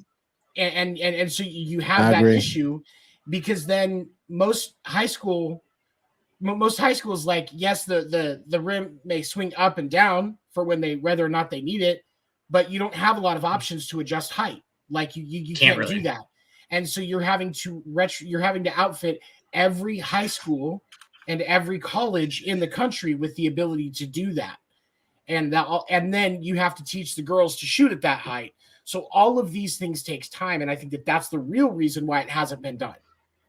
Right. It almost has to be. It's like they're basically saying like, oh, you think it's as simple as just like making the decision to change the rule of basketball? Like, no, like, yes, there is all that stuff that you would have to change. You would have to make all of them basically like retractable. Like they would have to retract up and down. And that's not how they're built. You know what I'm saying? Like those things take a beating. There's things hitting them all the time. Like they need to be up there solid, and you'd have some shanty ones, and like it would be a huge deal. Yes. I didn't really think of it that way. It's a sizable investment. And so I don't think the idea is coming from a place of trying to be offensive to women's basketball players. I'm somebody that greatly respects the game. My cousin was a ball kid for the Mercury when I was a kid. So I've seen them live. I've seen them live. It's a great basketball game. Yes, it's different, but I enjoy it. And those chicks are legitimately talented. Legitimately, like obviously they just guys, legit. they just have some physical obstacles that they have to get over that the dude's game doesn't. That's as simple as it is, too. Mm-hmm. Like athletically, they're not on this. As far as we concern athletics, size, speed, strength, they're just not on the same level, and it makes the game less entertaining. We're just trying to even it out so we can watch women's basketball. Right. You know what I'm saying? Like that would be because obviously that's where the idea comes from. Yeah, exactly. It's not meant to be offensive. It's just meant to bridge the gap and try to make it try to boost it to where it can start to work towards that level Right. that the NBA is and give them a boost in their trajectory. Because right now it's almost to a point where it's plateaued unless something drastic happens, like ESPN putting it in an ESPN fucking Plus like they should have 5 years ago. And real quick, Yeah. before we one more thing before we move over to Josie's pro wrestling segment. 7, this is for you, my friend.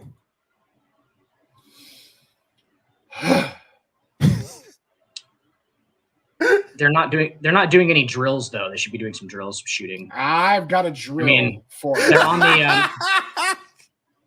He said, "I've got a drill." Y'all gonna get us pulled off the air I'm- one day. I'm being professional. Like, The I hell think you are. give me a big jar of grape jelly and a room of them, and I will make some fucking sandwiches. I need a 7-iron and some ice cubes.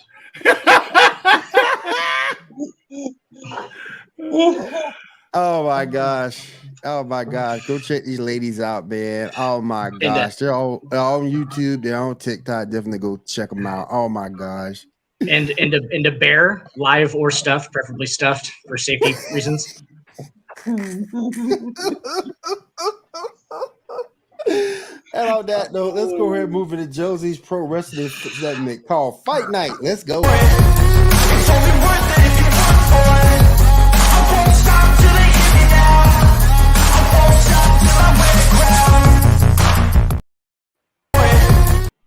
Josie, are you coming back on camera or are you just hiding from us? Are we officially ending the show with Fight Night now? No, we're ending No. the show with baseball. Yeah. Okay. Josie, are you I coming was- back or are you just hiding from us? There you go. There he is. Hi. Good to see you. We don't We ain't condone seen I'm you. like- wrestling. We ain't seen you No since- locked doors. I really Wait, don't see, you like was- how We ain't seen you since a Look segment on ago. What's up? all Josie, right, Josie so looks like you know how like if you get an ocean water from Sonic, you let it sit out overnight, and then you take the lid off in the morning and you look at it. It's That's separated. what Josie's hair, yeah, kind of a little separated there. That's what Josie's hair looks like. Sorry, go ahead and continue. Oh man. all right. So we're coming up. WrestleMania is this weekend. Yep. It's turning out to be a pretty not bad card.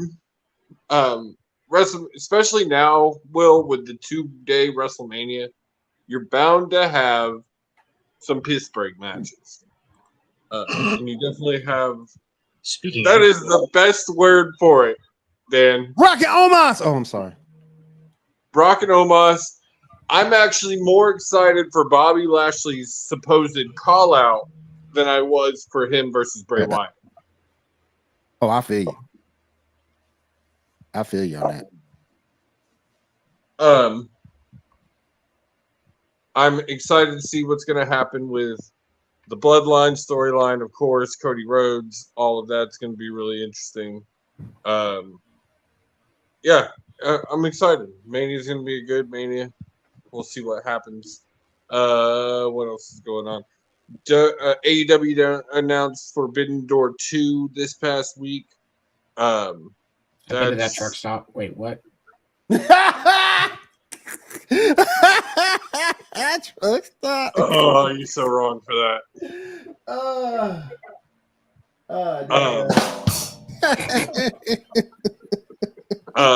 Stop.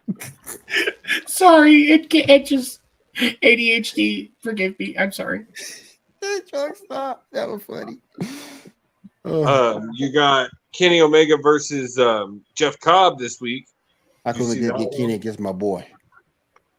for We shoulda the. got Kenny versus, we should have got Kenny versus my boy Will Ospreay. That was what we should have got. He's hurt. He's I hurt. know. He's Damn going it. to be out at least 6 months. But Damn it. this is for the U.S. title, so the New Japan U.S. title. So it'll be a pretty good match. I'm excited for it. Jeff Cobb is a beast. He is. I don't think they're going to let Kenny take a singles loss on AEW television, but Nah. got Hell in a Cell. You got No Way Out. Don't tempt me with a This good time. You motherfucker know what I'm going saying? back to the day. Motherfucker going back to the day. Hell in a Cell. Sounds Taboo. exciting. Hell in a Cell match. Oh, and Will, last note, did you Taboo hear too. that they are looking to bring back Gangrel to be with Edge? They need to for stop. this match? They need to stop. That man 111 needs to. When I are they mean, I've just- been watching. He's been doing some work for Limitless Pro Wrestling, and Yeah. he's looking pretty good for his age. He looking at I mean, man, come Well, on. we agreed we no longer judge wrestlers on their age. Terry Funk did it into his 70s. So did Ric What? Flair. What are we gonna do? Have Mick Foley come back and wrestle with the Dudley brothers? Is that what we're I mean, working towards? isn't Jericho still doing it? They're Yeah. doing it like the Yep. 90s. Jericho's still wrestling. Yep. Whew. And he's got to be in his 50s. Randy He Orton's is- dad he's is still 55. Randy Orton's Guys. dad is still wrestling, and he looks like he got a mud hole stuffed in his face. I hate to be that guy. I hate to be that guy who says like it probably doesn't take as much athletic talent to do professional wrestling, but then you have a 70-year-old who does it. Just saying. Hell, Ricky What Morton's it still is, wrestling. there's a couple of things there. One, if you get into a style, your body really does get used to the bumps if you are doing it consistently. It gets used to the drops, the bumps. If you're Terry Funk, like taking 2x4s to the face and barbed wire The and face. falling off 24 ladders and things like that, like it's and then you're able to do a lighter load when you're older, and especially running on the indies. You're not putting your Yes. bodies through much wear and tear. Yes, and This I is agree with true. you on that. I'm just like but the only aspect of playing a sport isn't durability, though. No, Like that's just durability. I would right? say There's still athleticism to it, but I There's mean, some- Absolutely. the cardio is probably where I would say most wrestlers would outdo a lot of pro athletes. Not all Yeah, that's pro true. athletes, That's but true. a lot of pro athletes. Yeah. Just because to do it, I've seen it, and anybody here who's watched it has seen it. A guy go into a match, especially a guy who's not well trained, and get blown up in 5 minutes and just be panting. Fuck, Goldberg did it in Well, yeah. several matches. I mean, clearly it is a lot of cardio. And then you would probably say what, like, probably there's probably some of those dudes who could like brute strength lift with a lot of professional athletes too. Oh, Obviously, yeah. right? Well, I mean, Great, not the except I would say exception, not the rule, but Mark Henry really was the world's strongest Oh, man. an Like, Olympic, that was yeah, an a Olympic gimmick. A weightlifter. lot of people think that's like a wrestling gimmick, like a lot of them. That one's not. He really That's was true. at one point in time That the is true. world's strongest man. That well, is and true. You don't- Angel really was an Olympic wrestling gold medal winner Yes. for wrestling, Yeah. for Sometimes actual the wrestling. gimmick is real. Same thing with Kurt Angle. Yeah. Kurt's real. Straight up real. Sometimes opposite. the gimmick is real. And opposite. And opposite, yeah, because you could have the guys that actually were wrestlers first who went and did professional sports too. So like it crosses over that way as well. You can tell which ones are like actual athletes though. You know what I'm saying? Like I know they're not making those guys in their 70s do everything that they would have obviously made them do in their 30s either. No, you know what I'm saying? Like so. Yeah, I guess. I mean, I'm just But saying again, Terry sake Funk is of the conversation. exception to the rule because, Right. again, Terry Funk 2x4s, barbed wire, ball bat, Yeah, stuff like I mean, that. I'm not- but you still got vets out there wrestling like Ricky Morton, Tony Atlas, is team with Cowboy Bob Orton. I think I forgot what league, but they're tag team champions in an indie promotion. Look This at is Sting. crazy. Look at Sting and how old he is. Sting is not doing the same. Was not doing the same stuff at the end True of that. AEW True that. he did when he was at WCW Nitro in the 90s. True that. True And that. honestly, I would say I'm impressed with what Sting does get away with, considering it was just a few years ago we thought he was never going to wrestle again after his incident. Right. I'm not And- knocking what Sting is doing. And like, well, no. But I'm going to say this: like, he's still not taking near the bumps, and yeah. I think we're about to see probably I know this is his final run. He's announced it. Mhm. This year's it. And I think we see one more crazy Sting stunt. Mm. I didn't even know Sting was still I- going. Yeah, he's still Yeah, going. he's an He's AEW still doing his He's, thing. he's, Mhm. he's what I would define as an AEW part-timer. He's not on TV a lot anymore. He really helped establish Darby Allin. Helped establish Darby Allin. He's still on the payroll though. And yeah, he makes an appearance at least once or twice a month. That's cool. I didn't You know can't that. beat that. You can't But beat that. he's more the support, and He's more managerial than in ring. Yeah, managerial, Right. like what Paul Heyman does. Then Yeah. He still is probably. He's usually Still on with the pay per view paint? card. He's usually on the pay per view card.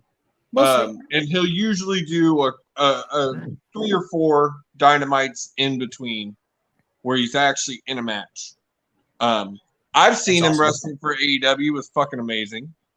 Yeah, he's still putting it down. He's just He not can doing still what he go. did on Nitro in the 90s. He's my favorite wrestler ever. He should definitely close it with the baseball bat from the top part, and they can't do that anymore. Oh, he still has that bat. Goddamn Owen Hart He still got the bat. He still got fucking the it up bat for though. everybody. He still got the bat though. Still rocks the bat, yeah. Yep. He looks like the Crow. Do you think the idea for the Crow came from Sting? Yeah, Because Sting was Sting. first. That was a No, reference that's for where that. he got the That was a idea reference. of Mhm. There you go. Sting is from the Crow. Makes Who was sense. it? Will, who was it that Brandon gave him Lee. the tape? Brandon Lee was the guy who was. No, who was Yeah, it he got that it from gave him Brandon Lee. the tape? There was a wrestler. I just saw this story. There was a wrestler in the locker room that gave him this. When he was kind of thinking like it was time for a change because Mhm. original Sting was Surfer Sting, and it was just time for a change. He That didn't was even- speak for 11 months. I thought it was either Hogan or Maybe Hogan or well, Razor. I think I it think Wait a no, minute. it was Razor. Hogan was or Razor. Hogan or Razor. Yeah. It Which was one came Razor. first then? Crow or Sting? Crow first. Face- Oh, Sting first. got the Oh. idea Mhm, of yeah. his I thought it was the character. other way around. No. No, Sting got the idea of his character from watching Brandon Lee in The Crow, and he didn't speak for 11 months once he debuted that character. Not a word. That's scary. That's crazy. That's awesome. That's method acting. he did a great job. But that's the thing is because he was one of the biggest draws of Nitro. Oh, And yeah. just the WCW, Oh, yeah, hell WCW yeah. brand as a whole. Hell yeah. Sting was Such a such an huge- electric personality. He was, I think Sting paved the way for what we got out of The Undertaker and Kane. Yes. Yes. And I mean, if there's a dream match that probably every pro wrestler, every single pro wrestling fan wants that will never happen that we wish we'd gotten, and that would be Sting versus Taker. Absolutely. That never happened. That's crazy. No, Nope, it should never have. ever. And Never ever. honestly, Or- it could have back in like 2019 when they did that final cinematic match with AJ. It could have been Sting. It could have been. But that was Sting's issue because Sting had concerns when he was younger about being used properly over in WWE. So that's why he never went over there too much later And in then his he wasn't. career. His run in WWE he was wa- absolute shit and not was at all ass. his fault. It was straight Because- ass. They buried him. Yep. Yep. Honestly, like for me, like, and I would probably try to find a way to just make this happen in WWE 2K and just sit back and watch it. But a triple threat between Kane, Taker, and Sting. Let's put that Yes. let's put that bitch on auto wrestle. Ooh, a triple threat. Put that bitch on auto wrestle. Bounce, bounce, I put $50 on Sting. On All right. I'll make that Real bet. quick before we move on, question for everyone: who's better, Sting or Taker? Hold on. Before y'all answer that, I'm gonna give y'all time to think. I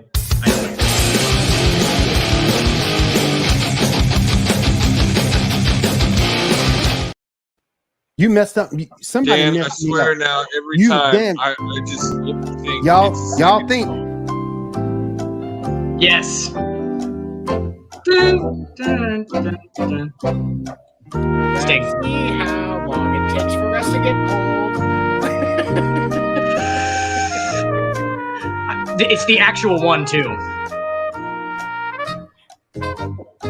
It's the actual no, one. that's flatter. That's Okay. flatter Is it? and muffled. Yeah, it's a little flatter. okay, Okay. but I'll let you y'all guys- have had some time to think. Go ahead. Dan. I know Dan. Definitely Sting. Sting's my favorite wrestler of all time. Like that was the height of me watching wrestling was when he switched to the Wolfpack, or he picked one. They made him pick one. They made him pick between the Wolfpack or WCW, Hollywood or whatever. And he picked fucking what I'm talking about, NWO. Sorry, he picked NWO Wolfpack. So he's my favorite. He was the entertainer.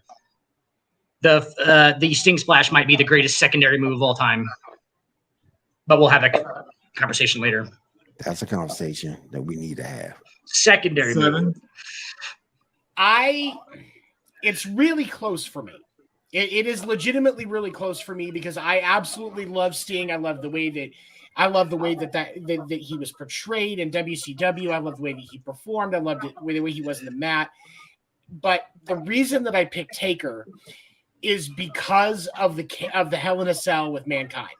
That is the most iconic match in wrestling history, and you can't top it. And Taker was a part of that, so I got to give him the edge. Yeah. I think career-wise, if we're talking career-wise, Taker's probably better. We're gonna have like that kind of GOAT debate. Career-wise, obviously. I'm biased. I'm biased. Just because Taker has been solely on WWE his whole entire career. Right, but that's the thing. If Sting gets used appropriately in WWE, I think it's even harder to pick this. I could see Sting being better, but WWE didn't fucking use him. But other than WWE, Sting succeeded everywhere he's been. Yes. Will stole the words out of my mouth. Because you gotta look at what he did WCW. Even at Impact, WCW, he took his time. Even at Impact, went on to Impact and made a huge, pardon the pun, but Impact. Like and he was he was one of the greatest factions Impact has ever had in the main event. Will gotta bring it up. Y'all can't tell me that main event Mafia wasn't awesome. No, that was awesome. Scott Steiner was a fool. Sting was the leader.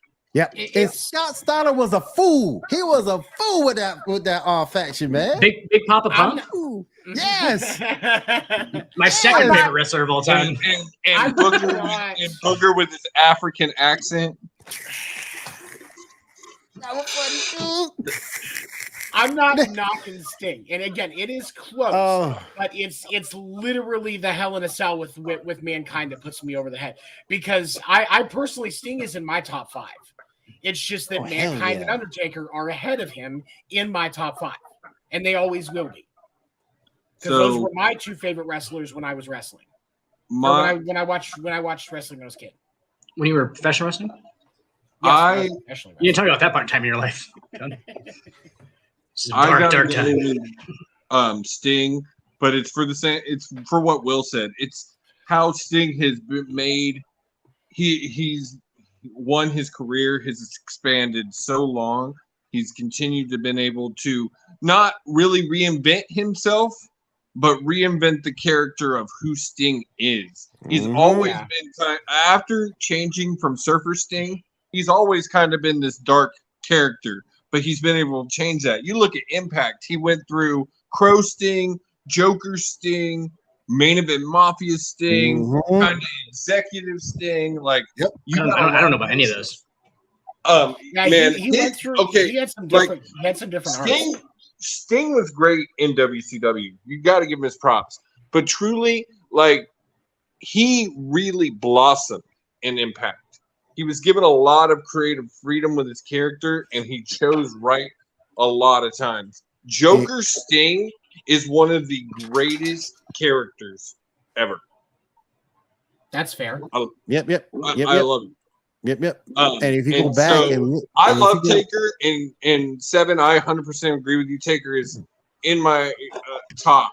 One of my favorites. I think I have a huge affinity for American Badass Taker that a lot of people don't have. And that was my Taker. That when I started watching, that's what he was. So I love that character. But to me, for the success that Sting has been able to have outside of, and then you go into what he's done in AEW, what he's done for a lot of talent in AEW. I think Sting's impact. So when I pick Taker, I'm taking just based on watching and in the final product that we see. But I do think that Sting's impact goes when you look at the behind the scenes stuff and especially on Impact and the influence that he had on multiple people in the industry. I think it's one of the reasons why Sting is so iconic, because if you just look at his, for anybody that's just a WWE stan, it would be hard to take Sting super seriously because of how shitty that run was. But those of us that have watched more than just the WWE, we understand how wide his reach really was, and that he is truly iconic. He is the icon. He is the icon. I just wanted to know if it was based off the Crow. And my thing is, to me, the one thing that always makes a wrestler to me stand out more than just somebody who's been in WWE is somebody like a Gail Kim, a Mickey James, Yes. A Sting, someone Whose who's career was kind of pigeonholed. A great example of that, even though he went back, is Drew McIntyre. Yep. Somebody like that who's left the E because they were unhappy. I mean, even Cody's probably the biggest success story in that entire type of thing. I mean, was that whole genre could not get out of Stardust to save his life. They were not going to let him out of it. He left. He went and he literally built a company that changed the industry. And this is why I will always say AJ is, and people argue with me down when I say this, but I always say AJ Styles is better than Daniel Bryan. Why? Because look at everything AJ's done in total for his whole career. AJ has won at every level, everywhere he's been, he's won. And that's the thing. Been the guy. And then been the guy. And that's why I always say, yes, while there might be similar styles in the ring or whatnot, at the end of the day, if you go look at accomplishments, AJ's got D. Brock. Well, and I think that's where Danielson. I think that's where a lot of wrestling fans, it kind of gets lost. I think you can't just judge on one company alone, but especially you can't just judge on WWE time. Because WWE, as we've said on our show a lot, Will, it's not pro wrestling, it's sports entertainment, and there is a difference. Big difference. Mm-hmm. Interesting. Difference. Yeah, big difference. Hold on. Before we move on to baseball, one more thing. Seven, if you weren't gonna do it, I was gonna do it. Hold on, wait. Hold on. Really good basketball players. So y'all are, I swear, one day the feed is just gonna cut. Oh my Lord Jesus! FCC violations. They're really good basketball players. Listen, if you gonna cut, if you gonna cut this show for looking at these two, hey, I'm all for it. Cause good Lord. Let the crime fit the punishment. Like it's worth it. Loud. Let the crime fit the punishment. Get loud. It's like it's worth it. Okay. It's worth it. All right. I think my AC went out. I want to be the best in the game, invest in my name, check no restraints, I'm obsessed with the pain, I ingest, I retain, assess and I change, possessed by the thought I'll be free one day from society's restraints. All right, it's the seventh inning stretch. Seven's gonna hit us with some baseball. Y'all have a good night. My phone's about to die. All right, man. Oh, what the heck? What? Why are you looking at me like that, man? So I will go ahead and start with Dan's Yankees. My son. The video came across on Facebook today of Anthony Volpe finding out he made the opening day roster. Sitting there in the office with Aaron Boone, and he gets told that he's going to get to come up.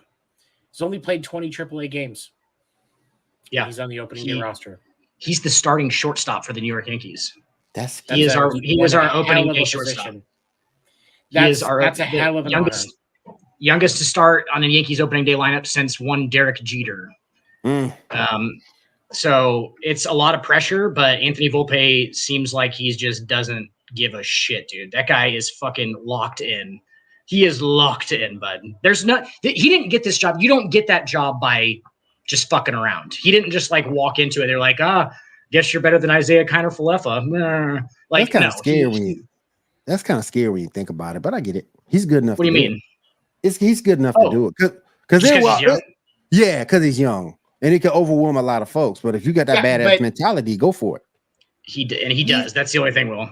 Yeah, he's such a consistent guy. Like you see like the excitement out of him, but honestly, like outside of that, like when he's just excited, like he's so fucking level, and it's one of the reasons why he's great to watch. And I think he's perfect for that system because you need that kind of stoicity and consistency as a New York Yankees baseball player. Because if you are not, you are going to get destroyed mentally because the New York media is fucking savage. That ain't no joke. Yeah, that ain't no joke. There's a long history of players, OBJ, just to throw one out there, that get overwhelmed by it. It's just it is what it is. It's the fucking biggest city in the United States. You know what I'm saying? They love their fucking sports, love them. And great sports city. Oh, okay. It's a great sports city. It just because of obvious for massive teams reason, like number of teams reasons, it is the biggest sports city in the United States, obviously, because it's the biggest city in the United States. As long as you perform up to standards, you'll be okay. If you don't perform up to standards, they're gonna destroy you. Joey Gallo was from the Bronx, and they fucking destroyed him, ran him out of town, broke his childhood memories, probably scarred him for life. Quite honestly, and honestly for me, like when I look at the Yankees roster, and that's the thing is like when you look at the Yankees roster. You've got, there's not. Shortstop was definitely a weak spot. Yeah, shortstop was definitely a weak spot. Timing was perfect. You've got like IKF isn't bad, Isaiah Kiner-Falefa, but Anthony Volpe is a much better player for that position. But to me, your weakest points. When you're looking at the Yankees roster, is the fact that you've got to rely on DJ LeMahieu and Josh Donaldson in third, which DJ LeMahieu isn't bad, Josh Donaldson isn't bad, but you're in a pretty good position when those are kind of your weaker points in your roster, honestly. And then maybe like some help in the bullpen. Like that's really it. That's the advantage that the Yankees have going into the season is the Yankees actually have a really good fucking roster going into this season. Yes. And it's obviously because of a couple of huge moves. I mean, obviously you make the re-signing of Judge. That was their roster last year, though. That's nothing new. But you make Rodon is huge. Rodon is so huge in the middle of the lineup. Somebody to take a second. Okay, so it was going to be Nasty Nestor Cortez was going to be the two, and Nestor's good. I love Nestor Cortez. I don't know how long Nestor Cortez is going to be able to pull the whole whoop-de-loop fucking, weird magician shit where he fucking like does the double back. Because eventually they're going to get used to that. It's going to be like, hey, he's finicky. He does weird shit. And then like people will just start. So like Nestor's got good stuff, but definitely that kind of personality shit actually like makes him way better. You know what I'm saying? Like he's just a stud. He thinks he's really good. He's been striking out dudes who he's fatter than for his whole, that he's fatter than for his whole life, right? He's like, you in shape, motherfucker. Just fucking drilling fastballs, dude. But he's actually my question with Nestor is, and I was going to ask you this tonight, do you think that his windup and his process is going to have to change because of the pitch clock? Because obviously he's not like some of these guys that we saw during the Weird Baseball Classic that had a 30-second fucking windup for every pitch. But you've got 20 seconds. And if you are not in the process to throw the ball by 4 seconds left, they can still call that ball. So bro, he's the fastest worker in that rotation. You saw him in the All-Star game. We talked about that. Remember where he's like, yeah, go fastball out, and they're just talking real quick. And he goes quick, dude. He's going fast. And that's part of the thing. Is like he goes really fast and then he'll throw that like those weird variations and shit in there. But that'll be with like 10 seconds left on the pitch clock, I would assume, because he's quick to it, dude. He gets back on and he's back up. Like he's back into his shit. So like he'll be fine. I think he should be fine. I just get concerned when he goes into that, and especially when he's pitching out of the stretch, like what you're going to see. But I think that overall, like, I think that they definitely have the best starting five in the division. I knew something I wanted to ask you. Garrett Cole, Rodon, Sorry. Nestor Cortez, Severino, and then your fifth right now is Clark Schmidt. But you're really going to run a 4-man rotation. He's going to come out of the bullpen and be your starter for bullpen days more often than not. Absolutely. And Domingo Germán is the fifth one too. If they need like a fifth solid starter, like I like Domingo Germán a lot, dude. Like Domingo Germán is a good pitcher. He just like does weird mental shit. But the thing about it is if you leave Domingo Germán, he's kind of like, for me, I look at him the way that I look at Garrett Whitlock for Boston. I don't mind that Boston has him in the starting rotation. My thing is Garrett Whitlock works better out of the bullpen. So you put him as your middle of the game guy on your bullpen day, or you grab him when Chris Sale gets hurt in the second inning, and you can get 4 innings out of him or 5 innings out of him that you're not going to be able to get out of anybody else in the bullpen. And that's what I think the value of he is. That's where I think he would be better utilized than as your fifth guy in the rotation. That's an interesting point, because I've always kind of just thought that maybe he doesn't want to or can't come out of the bullpen. Because like, why would you not want him for like long relief? You know what I'm saying? Like, say fucking Garrett Cole gets touched up, and Garrett Cole gets touched up in the first 2 innings, which happens way more than it should. For that fucking price tag happens way more than it should. That's why Rodon is so huge, dude. That's why Rodon is so huge, because Rodon's a 1. Rodon is an ace. He can be this. He's not going to be the fucking rotational roster, ace. On most rosters, he would be an ace. If you ask me who I want, I have one game for the title. Game 7 World Series. I have between Garrett Cole and Carlos Rodon. Carlos Rodon 1,000% of the time. 1,000% of the time. Because Garrett Cole, dude, yeah. Garrett Cole cracks under pressure too much. And I think that's one of my issues with his. And he goes through these phases too often where he gets figured out. I'm not going to deny that Garrett Cole, when he's on, is a great pitcher. His stuff's amazing. He's carved up my team multiple times. But the truth of the matter is he also buckles just as quickly as he hones in. And that's the problem. You shouldn't have that problem with your ace. And that's why, to me, Rodon is the ace of that team right now. It's either Rodon or Nestor, because I'm not saying Garrett's not a starter, but I wouldn't put him in the front of my rotation. I would put him in the middle. I think Garrett Cole's still legitimately better than Nestor Cortez, though. Like, Garrett Cole's stuff is just so good. And like, yeah, he does have this. He does have the mental stuff, like where he's way too up and down. Like we were talking about with the media and shit. He's way too up and down to be there. Like he gets in the game, he'll get nervous like that. Like not, just like a reporter talking shit about him. Like he's like doing that shit in the game. If you put Garrett Cole on the front of the rotation in San Francisco, I think he has better results because he's not dealing with such an aggressive media market. Because I think you're right. I think that is having an impact on it, especially with the price tag that goes along with his contract. Yes, and like they don't really talk shit on Garrett Cole though for some reason. You know what I'm saying? They do. It's just it's seems like it's a lot more. The noise is different because he's the ace for the Yankees right now. They do get treated a little differently. They get a little bit of stuff, and it's more in the back channels than in the New York Post or the Times. You know what I mean? Yeah, and I guarantee Carlos Rodon being there is going to make this real interesting for Garrett Cole. Do you know what I'm saying? He goes out that first week. Ace competition almost. Yes. As far as that's concerned, I could see by the end of the season, Garrett Cole is the 2 and Nestor Cortez is the 1, especially coming out of the All-Star break. Yeah, you mean Rodon's number.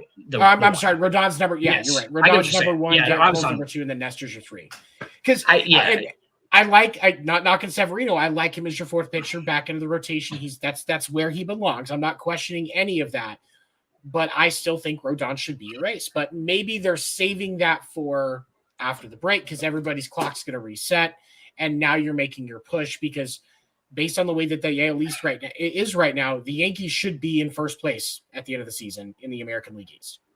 Right. If we're running the Yankees and there's no blowback on any of it, if we make the starting rotation, Rodon is our number 1, and then it goes Garrett Cole, right? But obviously, Aaron Boone has to deal with different stuff than we would have to deal with because of the Garrett price Cole. Tag associated with Garrett Cole. You kind of have to have him as your race right now. And I get personalities, politics, New York, that kind of thing. Yeah, yes, I think that he's the better pitcher, but like Garrett Cole's weird, dude. He's so weird as far as like we call him the serial killer in my household because if you ever see him, he does not get fucking upset or anything about like on the field about anything until he really does, and then he just freaks, dude. Like he'll start screaming at people. He was screaming last year at somebody he struck out like just afterwards, and he doesn't show emotion very much, and then he'll just like have these blow ups, and he's like a straight like creepy eyed, open eyed serial killer, like those serial killer pictures you see. Will they're all like, I remember. That's Garrett Cole. That's how his picture looks. Go look at his picture. Go look at Garrett Cole roster picture. It's hilarious. He's a serial killer. There's nothing going on behind those eyes, dude. I swear, nothing going on. Once he's done pitching, he better figure out how to kill people without getting caught because he's gonna need it. And I wanted to throw something else out here. So there's one other thing that I saw on a signing that happened. I believe it was today. It wasn't a signing. The Reds, Joey Votto is going to start the season on the injured list because of his shoulder issues. But one other thing I wanted to talk about was JT Realmuto. There's a video that went viral today. He was tossed out of a game today because of an awkward exchange, getting a ball from an umpire, foul ball. Realmuto puts his glove back to get the ball from the ump. He didn't feel it hitting, so went to move it forward. Right at that point, the ump went and dropped it, and the ump threw him out, calling it disrespect that he moved his glove forward. The time before, it gets even better. The time before, when there was a needed ball, the ump just threw it to the pitcher, threw it back to the mound. But Realmuto is somehow the problem for moving his glove. When he couldn't see what the umpire was doing to know that he was bringing the ball forward, he thought he was just going to be throwing it back to the pitcher. This is why we need more accountability for umpire actions in games. That shouldn't happen. And what that immediately tells me too is that there was something else going on there. Those guys were talking. Everybody was talking. There was fucking shit going on. Other than that, you know what I'm saying? Like those guys were already in. He wouldn't have just been like, "Oh, you moved your glove. See ya." Like nothing. Like they didn't have to say a word to each other. I'm saying like the lip reading. That's what it should look like. They had words before that. I'm sure. You know what I'm saying? Like there was clearly an issue, right? There was clearly an issue, and then he just thought like that was, and it might not even have been JT Realmuto doing anything, but he just took it as that. You know what I'm saying? Like, which is still bad. Stop acting on emotion, umpires. That's what you guys do. You guys get shit on for a living. Shit on for a living. Job. But you're masochists. Honestly, for me, I'm at this point where I'm done trying to, I'm done with this bullshit behavior. I want a player just, say fuck the fine and just pop off. Just, like if JT Realmuto had looked at that umpire today after he got ejected and said, "Sorry about your small dick, bro," I would be donating $25 to the charity of his choice. Yeah. And here's the thing: as fans are gonna love that. Like if a player just pops off about that kind of crap, and yes, what the umpires do, what referees do in the NBA, what referees do in the NFL, it is a hard fucking job. But as a referee, you are supposed to be impartial and you're not supposed to be emotional. You're supposed to go by the rules and that's it. All times. That's your job. That's your job. I'm an insurance agent. I can't fudge something on an application to get a customer a better rate because I think, it's a better thing. No, because if underwriting finds out I can lose my job, I can lose my license, I can put the company at risk of thousands or hundreds of thousands of dollars in money that they would have avoided if I had done my job right the first time. And we always talk about the fan experience in professional sports because ultimately professional sports, every professional sport is about entertaining the fans because without the fans, you're not there. Sponsors aren't going to buy high dollar sponsorships to help fund these contracts if fans aren't, interested in the games. And when you have umpires and referees that are doing something they're not supposed to, fans aren't there to see the referees. Right. I don't give a fuck who that ump was behind JT Realmuto. I am now pissed because if I'm going to a Phillies game, I want to see JT Realmuto behind the fucking plate.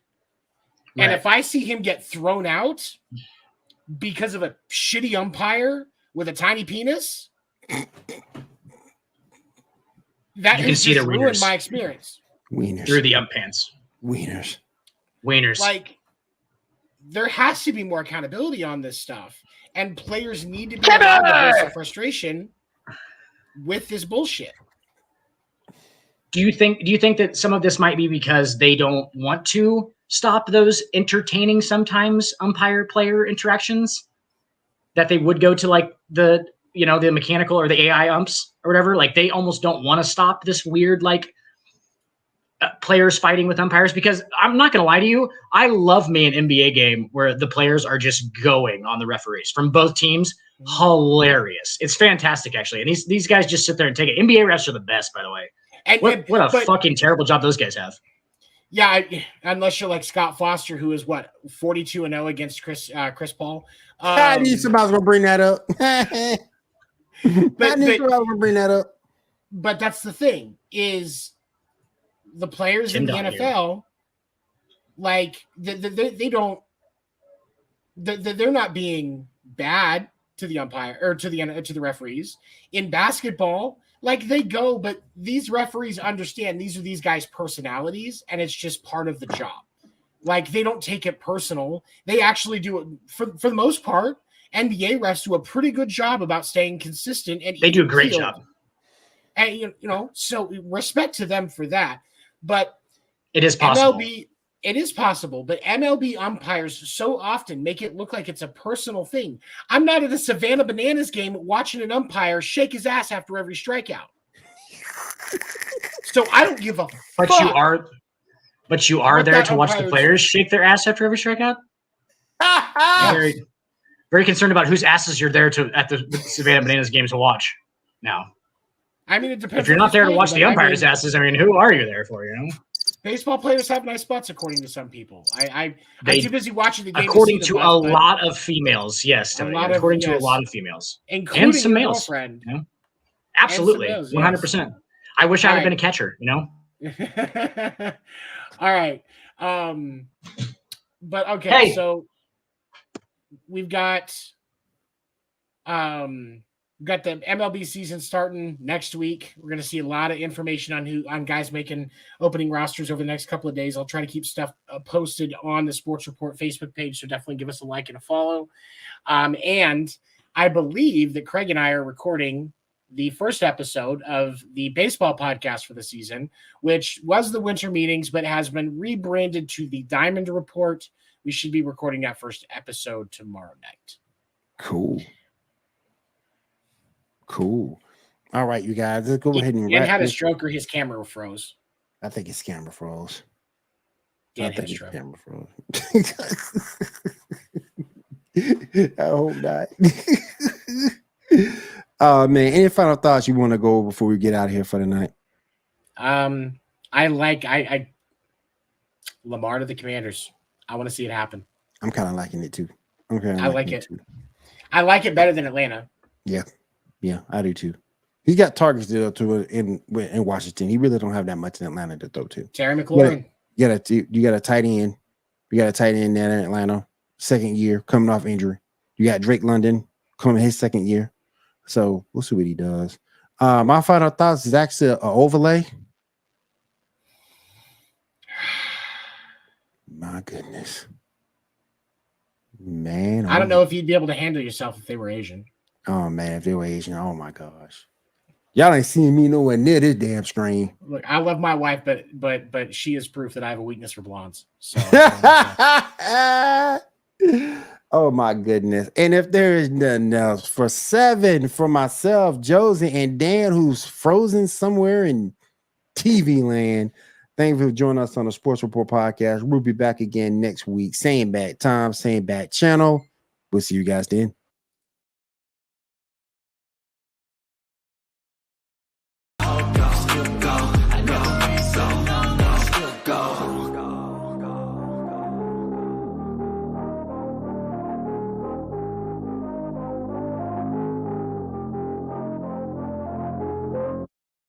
Even when you feel low, you can